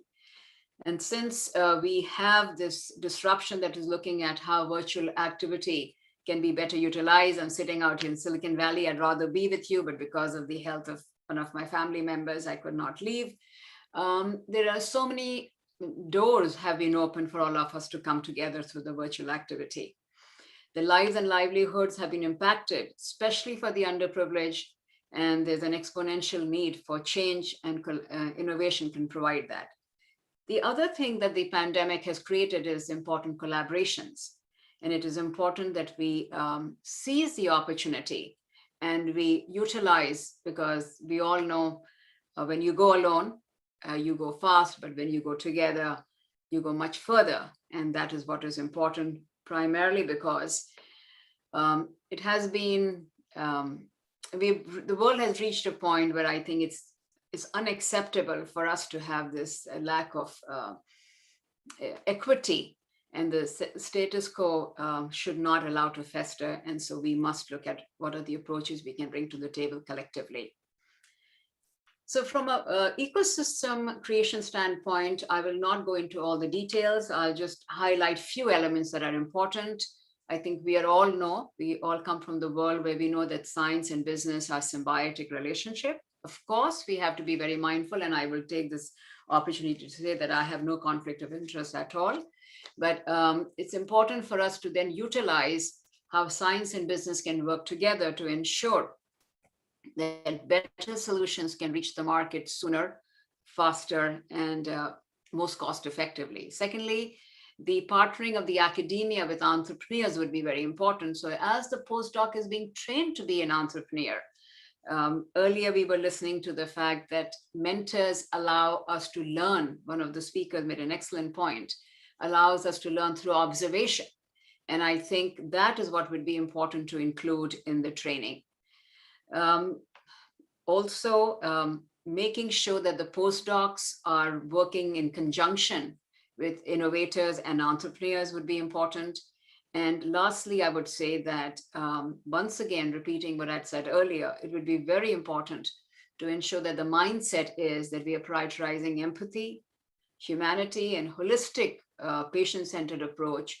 So we keep the last mile in mind, the last patient in mind, and we just don't focus on the traditional approaches of entrepreneurship and on innovation, where either it is an egotistical trip or it is driven by money. Healthcare entrepreneurship is on the rise. It is a very, very exciting time in healthcare entrepreneurship. I think the pandemic made it very clear that if there's no healthcare strength available, then the strength of the economy is also going to suffer. And with that in mind, a whole host of players have come together to make sure that healthcare entrepreneurship gets supported. The three key areas that are being especially getting a lot of attention. One is digital health, the other is biotech, and the third is wellness and prevention. And I think they all three serve very well to the goal of this conference, where the conference itself is focusing on making sure that we are taking a holistic look. The numbers speak for themselves. The amount of money that is coming into the system has increased largely. The number of investment deals that are taking place, even though we have only reported up to the third quarter of 2021, there are 541 digital health investments itself. And the other facet, which is very interesting is, and very pertinent, is that the mental health is getting top funding from a therapeutic focus standpoint. And I think we all are very aware that there's a lot of stress, especially with the underprivileged. And there's also fragility that has come into the system because of the pandemic. And even the developed countries are finding that there is a lot of mental health issues that is bubbling up. And it is not surprising that in addition to the usual suspects where we have cardiovascular, diabetes, mental health has become something which is being focused on. My last slide, I want to end on a note of hope.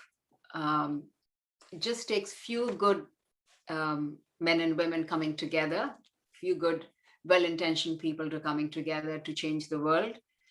Sri Sathya Sai University, Dr. Sani Anand and his colleagues have managed to bring a global village together. And this only leads us to have much hope and much optimistic belief that the reform that we are all looking to hope can be accomplished collectively. And the healthcare team with physicians, army of medical technicians, nurses, and healthcare staff with strong academic training early on to create change agents, working together collectively, leveraging tech, innovation, and entrepreneurial engine for humane, compassionate care will best serve the patient. And all across the world, universally, it is true that if we have an army of technicians and nurses, then we can ensure that the patient is better served, because the paucity of physicians is true in most parts of the world, irrespective of which nation we are looking at, in places like rural, inaccessible regions where the underprivileged by default reside. So it becomes really important that we have an army of nurses and technical assistants that can then fill the gap and work more effectively utilizing the tools. India especially can play to its strengths because it has excellent demographics. And with that, I like to give another note of thanks to Sri Sathya Sai University for focusing on a very critical, very timely topic. And once again, thanks to Dr. Sani Anand and his colleagues for their outstanding leadership and for having a compassionate heart with a brilliant mind. As we know, in Buddhism, we say that the two most important things are intellect and compassion. And I have to say, it is very humbling to see how beautifully the two have been brought together at this conference. And I'm deeply honored to be included in that. Thank you so much. With that, I turn back to the moderator. Thank you.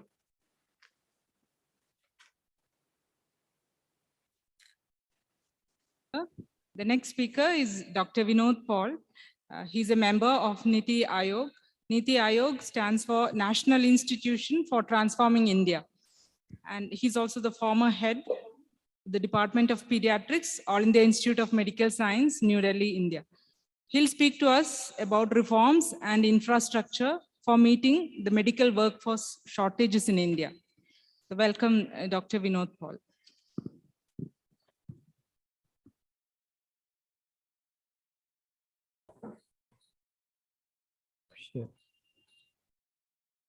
Just give a moment, please. Thank you.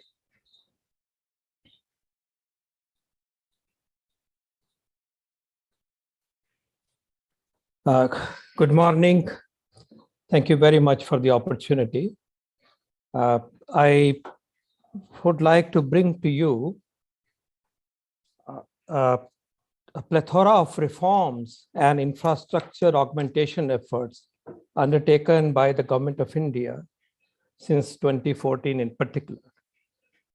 This will give you an idea as to how the national government is making huge effort to transform the medical education sector, primarily and above all for meeting the shortages of doctors and also particularly again for specialists. There are two forms of effort which I like to provide you a glimpse of: infrastructure enhancement and reforms. I'm very pleased to put forth before you that since 2014, there has been almost 1.5 times level of attainment of the number of medical colleges. 177 medical colleges have been added, and this is absolutely unprecedented for any 7-year or even much longer epoch of time in our nation. Today, there are 558 odd medical colleges, maybe a few more that have been sanctioned in the last few weeks. And now there is again predominance of the government medical colleges, which had skewed in the opposite direction for some time. So there is a huge increase in the medical college numbers in our nation. And here is the central government's effort to make this enhancement. We have been doing this work in 3 phases. The first phase launched in 2014, aimed at approving 58 medical colleges. Almost all of them will be functional by the next year. Most of them are already are. We are now in the midst of second and the third phase, which intends to add 99 new medical colleges across the country, 99 new medical colleges across the country. And this we intend to achieve by the year 2023.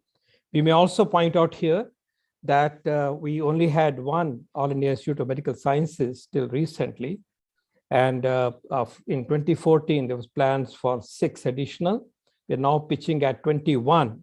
21 new AIMSs are now in various stages of operationalization, including intake of students. A huge push for medical college institution infrastructure.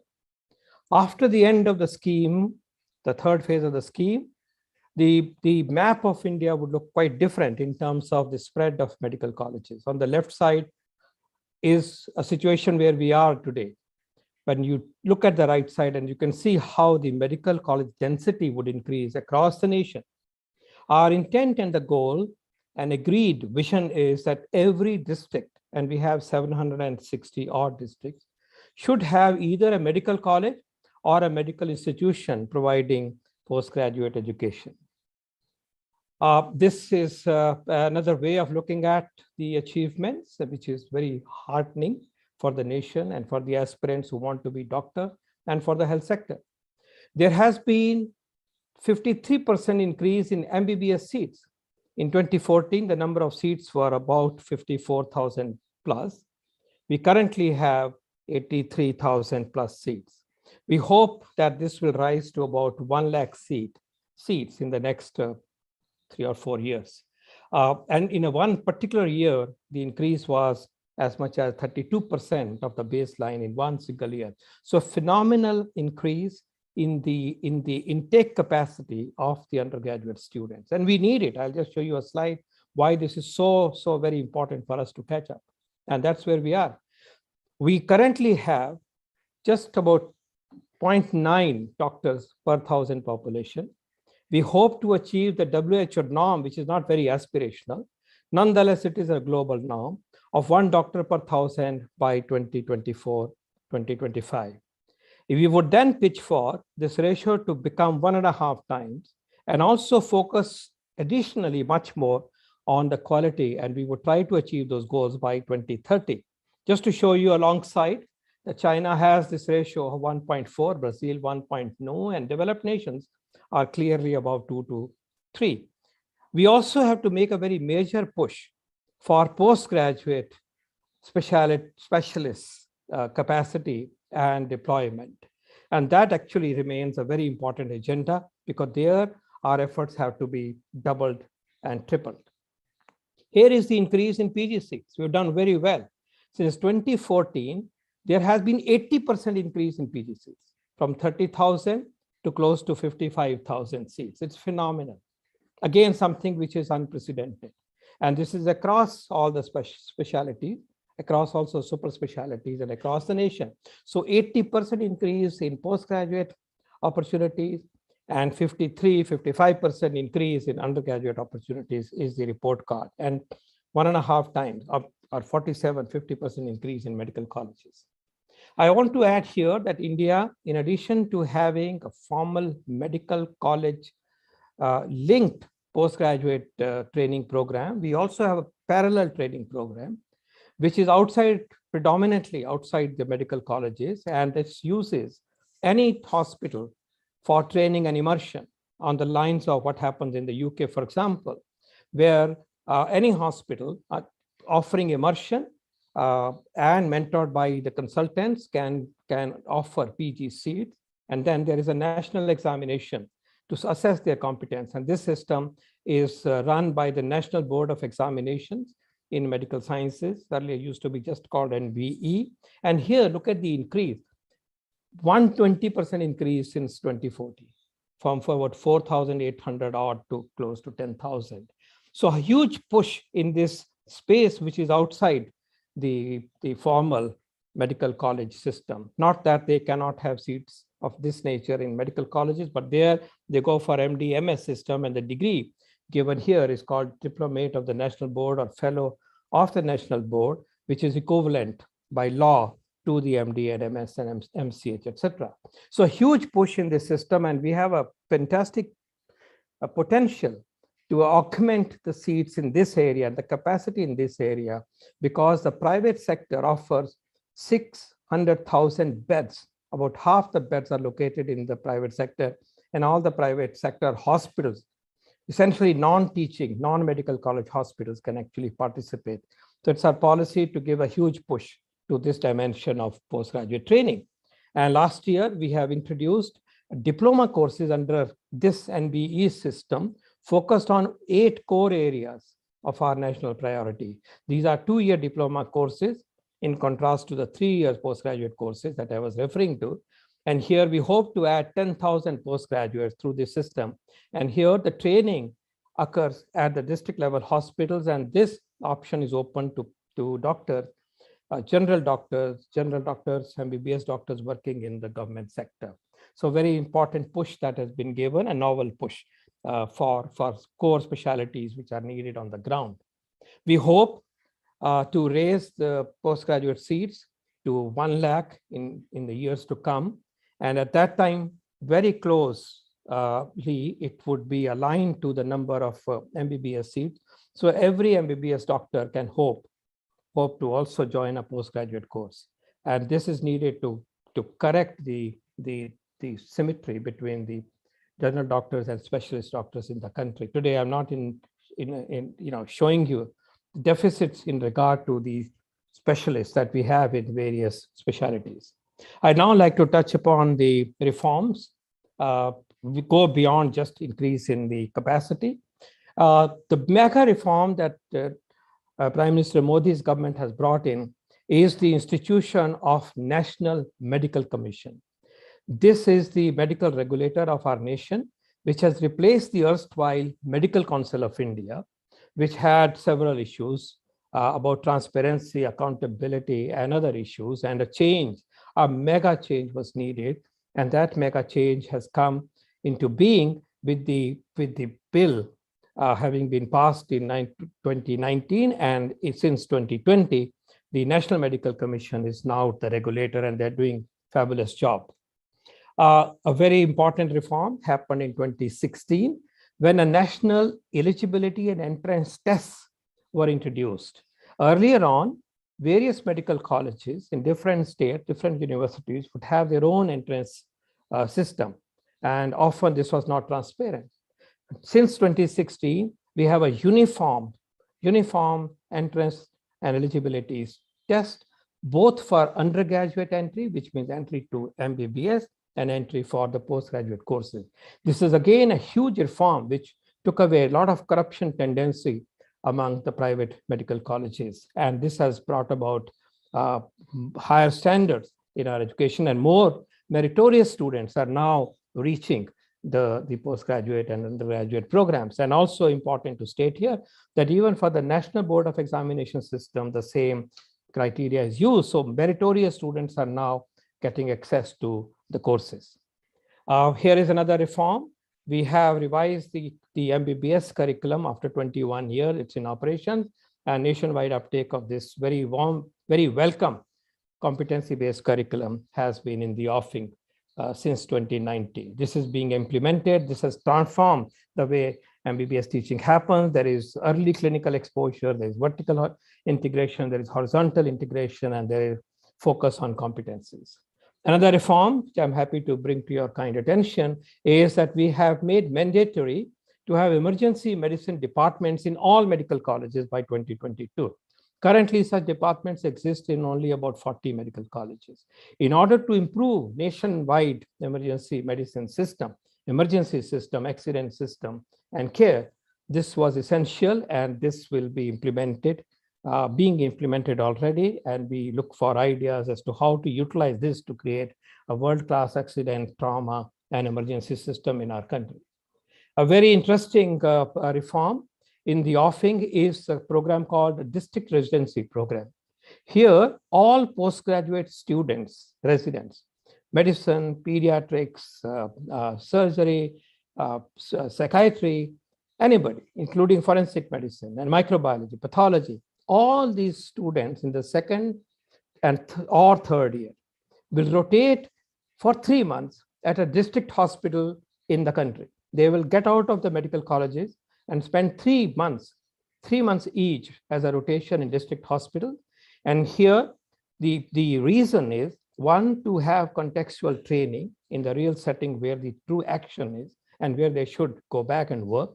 But also, this will ensure that at any given time, 4 to 8 junior residents, specialty residents would be available at each district, all the 760 districts, on a continuous basis. This will also create space for enhancing the postgraduate seats, because these 25% students are always out of the medical colleges, and you can add more seats. So it's a great win-win situation, and I believe it will be transformative for the quality and the care, quality of medical education for postgraduate, but also the care at the district level. We made several efforts to ensure that specialty seats can increase by tweaking the various regulations. They are listed here. I'm not touching upon them, which led to an increase in postgraduate seats without compromising any quality. We have also introduced a full private consortium being allowed to set up medical colleges. Earlier, it has to be either government or pure private, or government and private. But private consortiums were not allowed by law, by regulation, to set up medical colleges. We believe powerful organizations in the private sector can now join hands to develop a hospital. Somebody develops college, another one develops other infrastructure, and come together and establish medical college. We have also introduced that district hospital of the town and a medical college nearby can join hands and run joint postgraduate program, again augmenting the postgraduate seat capacity by utilizing the district hospital beds as a part of teaching beds. And in order to address the teacher shortages, several measures have been taken. One of those is to allow visiting faculty on top of the existing faculty, which was not being provided for by law. And another one, on the right side, you see a scheme called Shrestha, which aims at using the retired faculty of the armed forces, the army, doctors who are designated professors and teachers. They can be hired by the medical colleges, and we created a system every year to about 200 of these teachers retire from the armed forces system. Another reform is to have a compulsory research methodology course for all the postgraduates and all the teachers, and this is already ongoing to improve the quality of training of the students and teachers in research methods. Faculty promotion has been made more stringent to stimulate academic and excellence, and additional weightage has been given to research projects. We also were responsible for telemedicine practice guidelines as Board of Governors, which I was heading for 2 years, which created a legal pathway for legal telemedicine in our nation, and it came so handy during the COVID times. Again, a path-breaking reform that came up through the medical education regulatory system. I'm also happy to tell you that the National Medical Commission will now institute a national exit examination. I talked about a uniform national entrance examination, but from 2022, there'll be a national exit examination, which will pitch for high standards of graduates of our nation. And also we have revised how to make it easy, the establishment of medical colleges. So the guidelines have been revised. Space norms, infrastructure norms has been made flexible. Emphasis is on well-functioning hospital and quality faculty. And by doing this, cost of establishing medical colleges has become much less. This is another big reform by making the requirements flexible. Very soon, the National Medical Commission will come out with guidelines for fees in private sector medical colleges. It's mandated in the National Medical Commission Act, and this work is in progress. It's about to be announced in the next few months, very soon. But this is again something to watch for. Again, a very major reform to bring in accountability and transparency and more clarity, and making education more affordable. In brief and in conclusion, I would simply submit here that an unprecedented effort has been made to transform medical education in India under the leadership of the Honorable Prime Minister. Thank you very much. Jai Hind.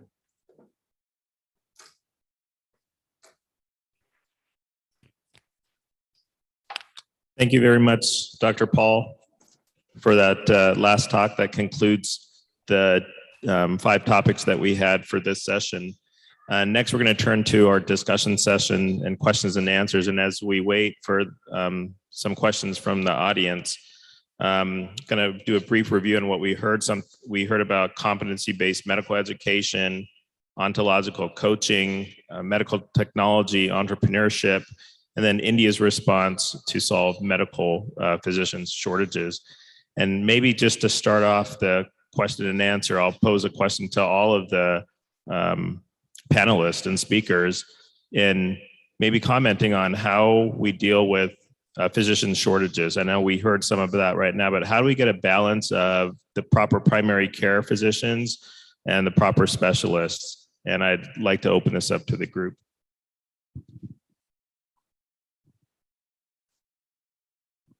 Dr. Paul, do you want to start?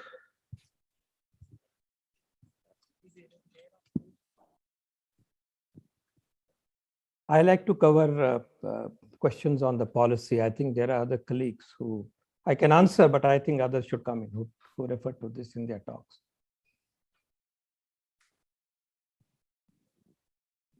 I want to ask a question to Dr. Paul again. We are increasing the number of medical graduates and postgraduates, but is there anything which we are doing to prevent brain drain from our country? And how do we encourage our graduates and postgraduates to work in rural India? Thank you. You know, as a free and democratic nation, citizens of India, including doctors, have a choice to go out. But as a spirited policy enabler, we would make every effort to get them back. I want you all back in India. There's so much happening here: universal health coverage, primary health care, transforming the medical, system and healthcare system. We want all of you back here, and we have so many teaching institutions coming up. We want to stimulate research. So, brain drain per se by law should not be, discouraged. But I think we have to create an ecosystem for opportunities, both in the public sector and the private sector. I did not touch about the fact that India has a seamless, in some ways, seamless public-private system working through the Ayushman Bharat universal health coverage system. So I think, yes, no plans to ban in that sense, but we will make it very attractive for the faculty to come, teachers to come, specialists to come and serve the nation. Thank you, sir. Personally, what I feel is when the doctors come back, we need a team of people, especially as a neonatologist or a pediatrician or any specialist for that matter, the nurses and the other paramedicals. So we need to improve their standards also, sir. That's what I feel practically, which don't allow doctors to come back.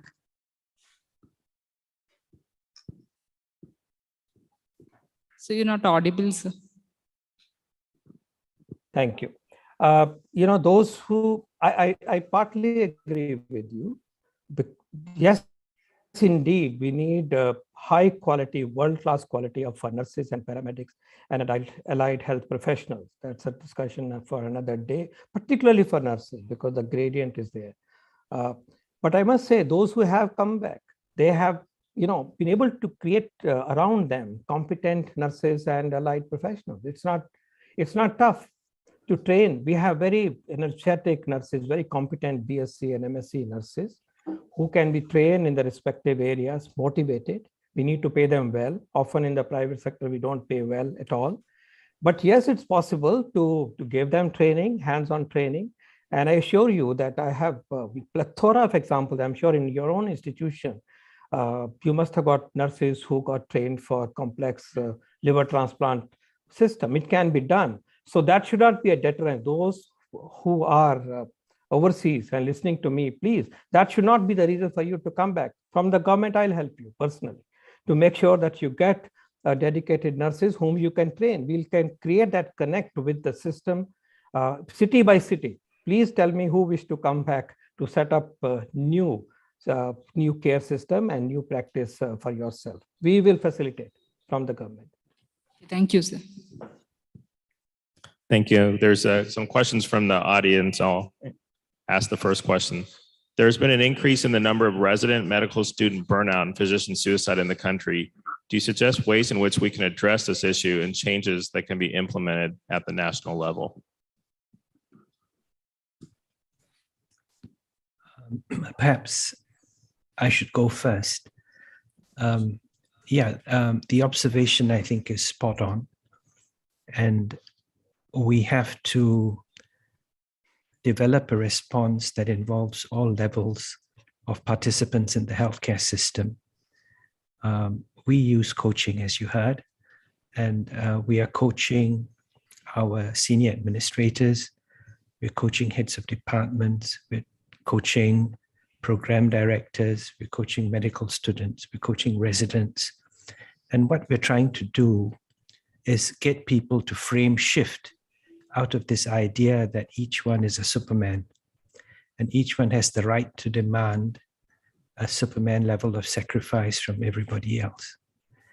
You can't fill another cup when your cup is empty. And we really have to develop very high levels of self-determination. I think that is demonstrated by Dr. Solomon Chelya. I think if every medical school could produce one such person a year, we wouldn't be having this discussion about not having enough resources. But this shouldn't happen by accident. It shouldn't be a chance occurrence. And what I'm saying is there are now technologies and understandings, both from cognitive psychology as well as developmental psychology, from performance science, from neurophysiology, from neurobiology. This is no longer hocus pocus. I mean, this is coming from scientists as credible as the rest of us who've spent our lives working in oncology and so on.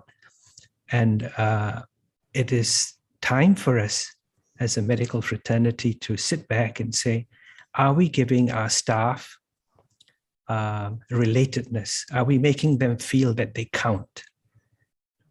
Are we giving our staff the opportunity to become competent?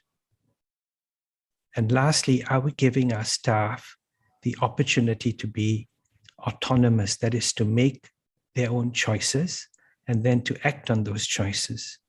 Because we are dealing actually with highly talented, highly capable human beings. And it is our systems that are holding back these people.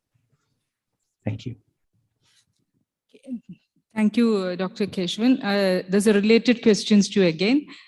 Somebody has asked, how would a practicing physician apply for either therapy or ontological process without the public stigma regarding either mental health, and it might affect their practice? So should we make it universal, or when we go for an ontological practice, people might feel it as a stigma? Yeah, ontology is not counseling. It's not clinical psychology. Ontological coaching is actually meant to help a high-performing person do even better. If you look at performance athletes, musicians, and sportsmen, all of them have coaches. Now, the coach of a Wimbledon athlete, of a Wimbledon tennis player, cannot win Wimbledon himself, but he can help that player win the game, right? So we're looking at coaching, which is now very prevalent in the United States and Europe, and it's growing in the rest of the world, as providing someone who can be a neutral mirror to yourself, so that you can see where you are and then make your own decisions as to what needs to be done. There's no advice here. There's no mentorship. There's no counseling, because a coach believes that the client has the ability to make all the right decisions themselves. So if we really understand what coaching is about, it's an enhancement program, a personal enhancement program that is perhaps most relevant for the most highly performing members of your organization. Okay, thank you. I think just we'll have one last question before we close out this session. And I think it just piggybacks on just what we talked about, and how do we use spirituality as part of this process? How do we bring this into medical? We talk about undergraduate medical education, but how do we do it in the postgraduate education? Is there a role for it? Where do we put it in? Any comments from the group?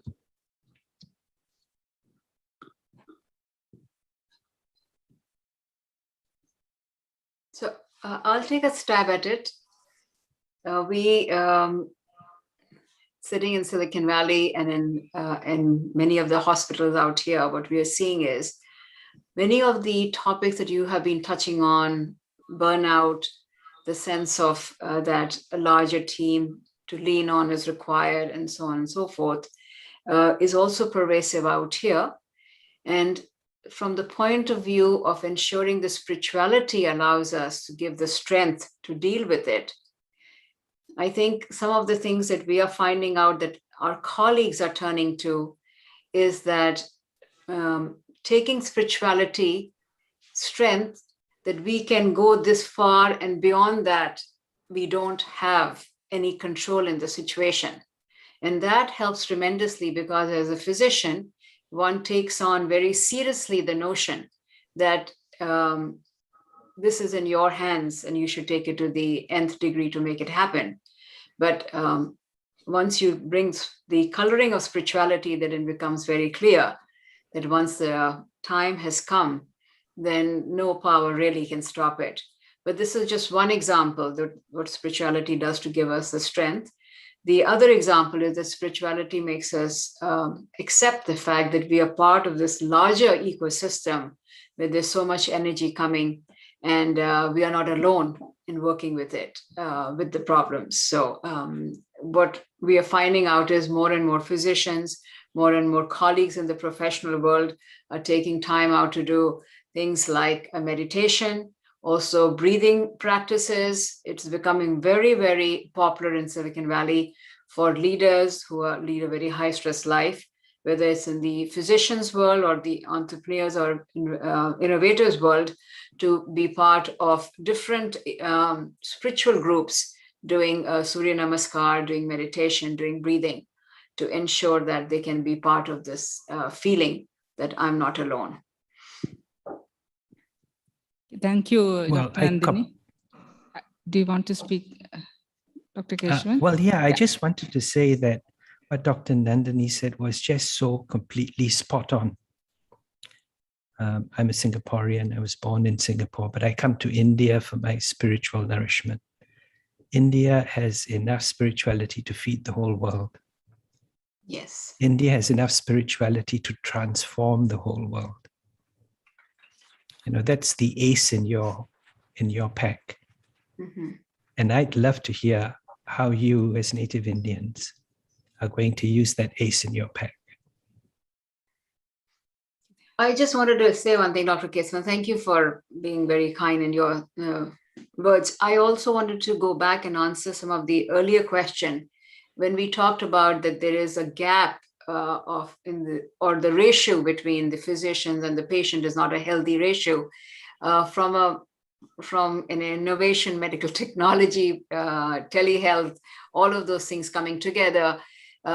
We would very much like to see that technology is utilized to compensate, because it takes many years for a physician to get trained. So this problem that we have, that there are not enough physicians, will not be resolved overnight. There will be a time lag. But during that time lag, if we can have more virtual utilization of talent sitting in different parts, because many of the physicians sitting in America would be very happy to take the time to be on a virtual consultation. I realize that from a license issue that there are other facets involved, but maybe they can, and I'm not saying that the American physicians are the solution. All I'm saying is that if we can open up more avenues of figuring out how we can access support, then at least the underserved will get better served in areas where the ratio is usually not healthy. So just wanted to share that. Thank you.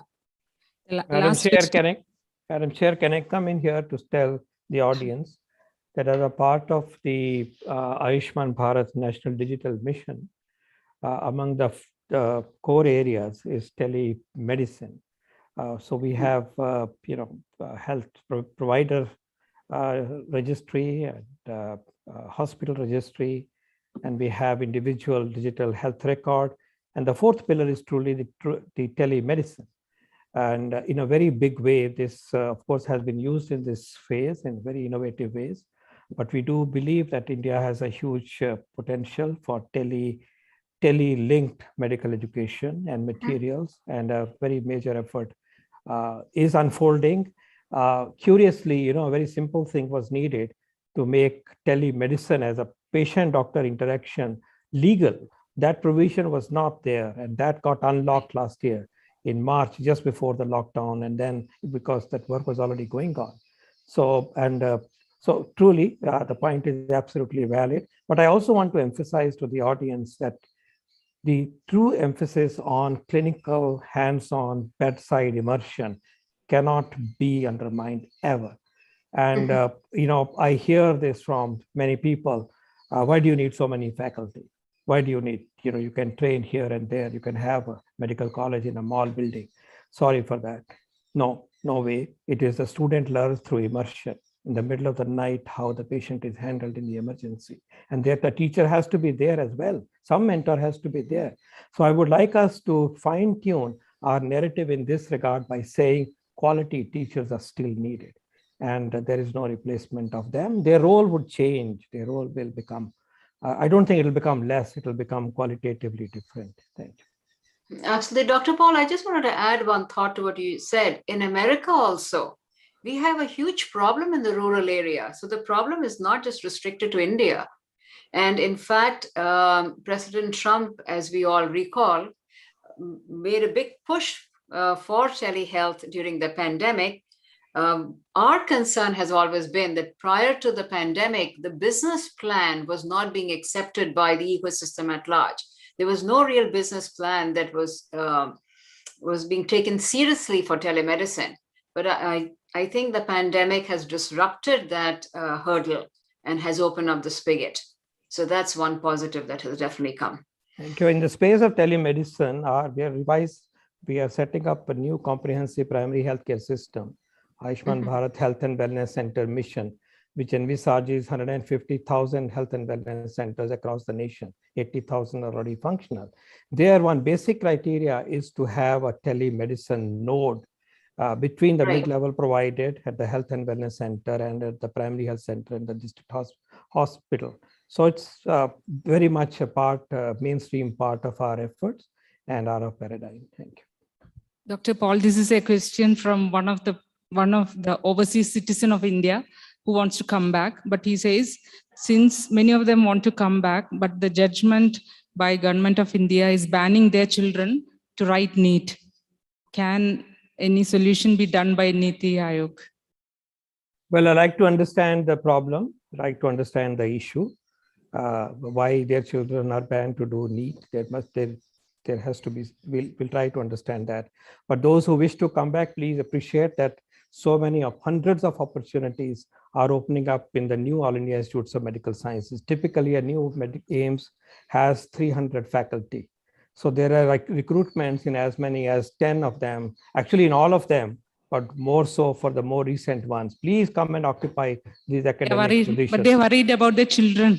Let him write to me what the specific issue is. I cannot answer. This is too vague for me to respond to, but we are there to open pathways for those who would like to come back. Thank you.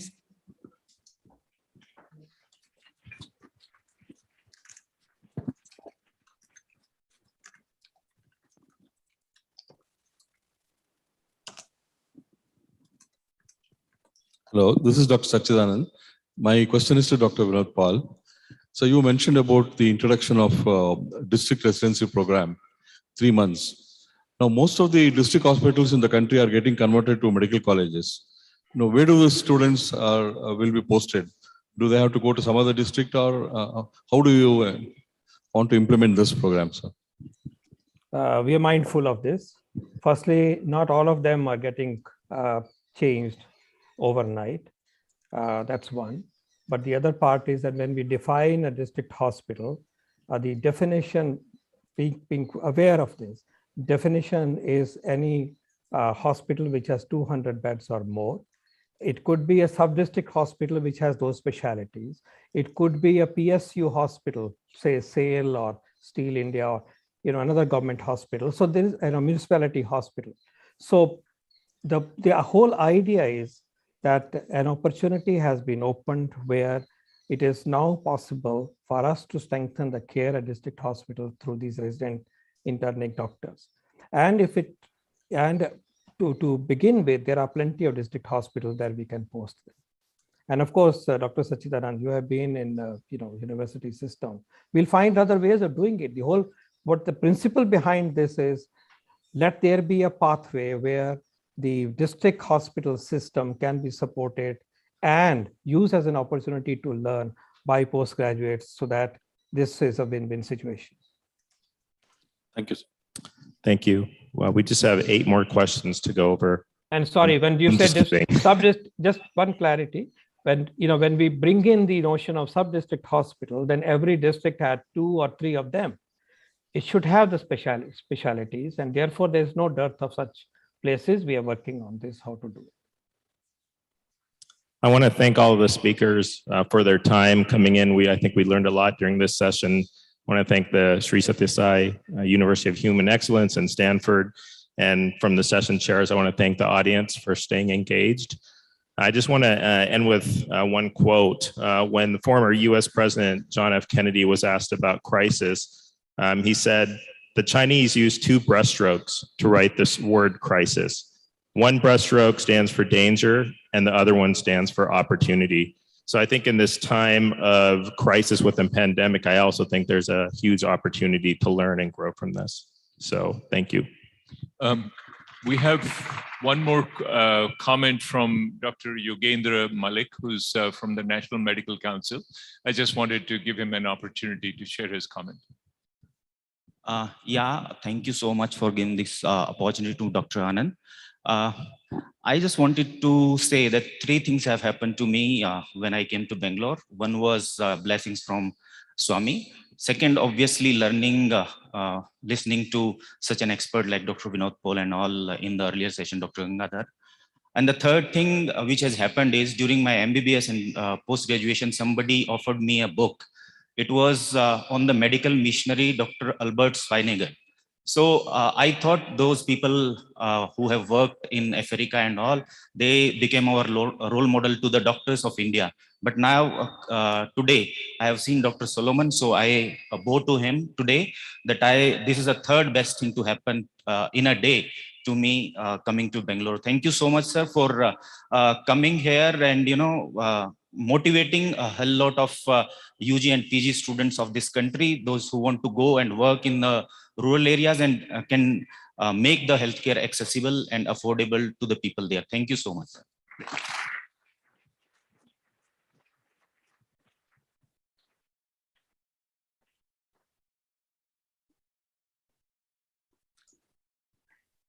Thank you to the session chairs, the panelists and the delegates. What an interesting day it's been. We have discussed the integrated approach towards undergraduate and postgraduate medical education. And considering that the audience here are primarily students who are ready to take up medical education very soon, I think it's encouraging for them also to see thought leaders and policy makers discuss this integrated approach. They inspire to take it up. And with the values that the university gives, I'm sure more will be dedicating themselves towards rural medical care. Thank you, panelists. And thank you to all the delegates who've joined us live from various countries. Please note that the credit points for this session can be claimed through the ICFME website and clicking on the link bit.ly/ICFME21. With this, we conclude day one of the International Conference on the Future of Medical Education. My heartfelt gratitude to all the participants. The day two will commence tomorrow at 8 a.m. IST, where we will have 2 more technical sessions. Thank you so much.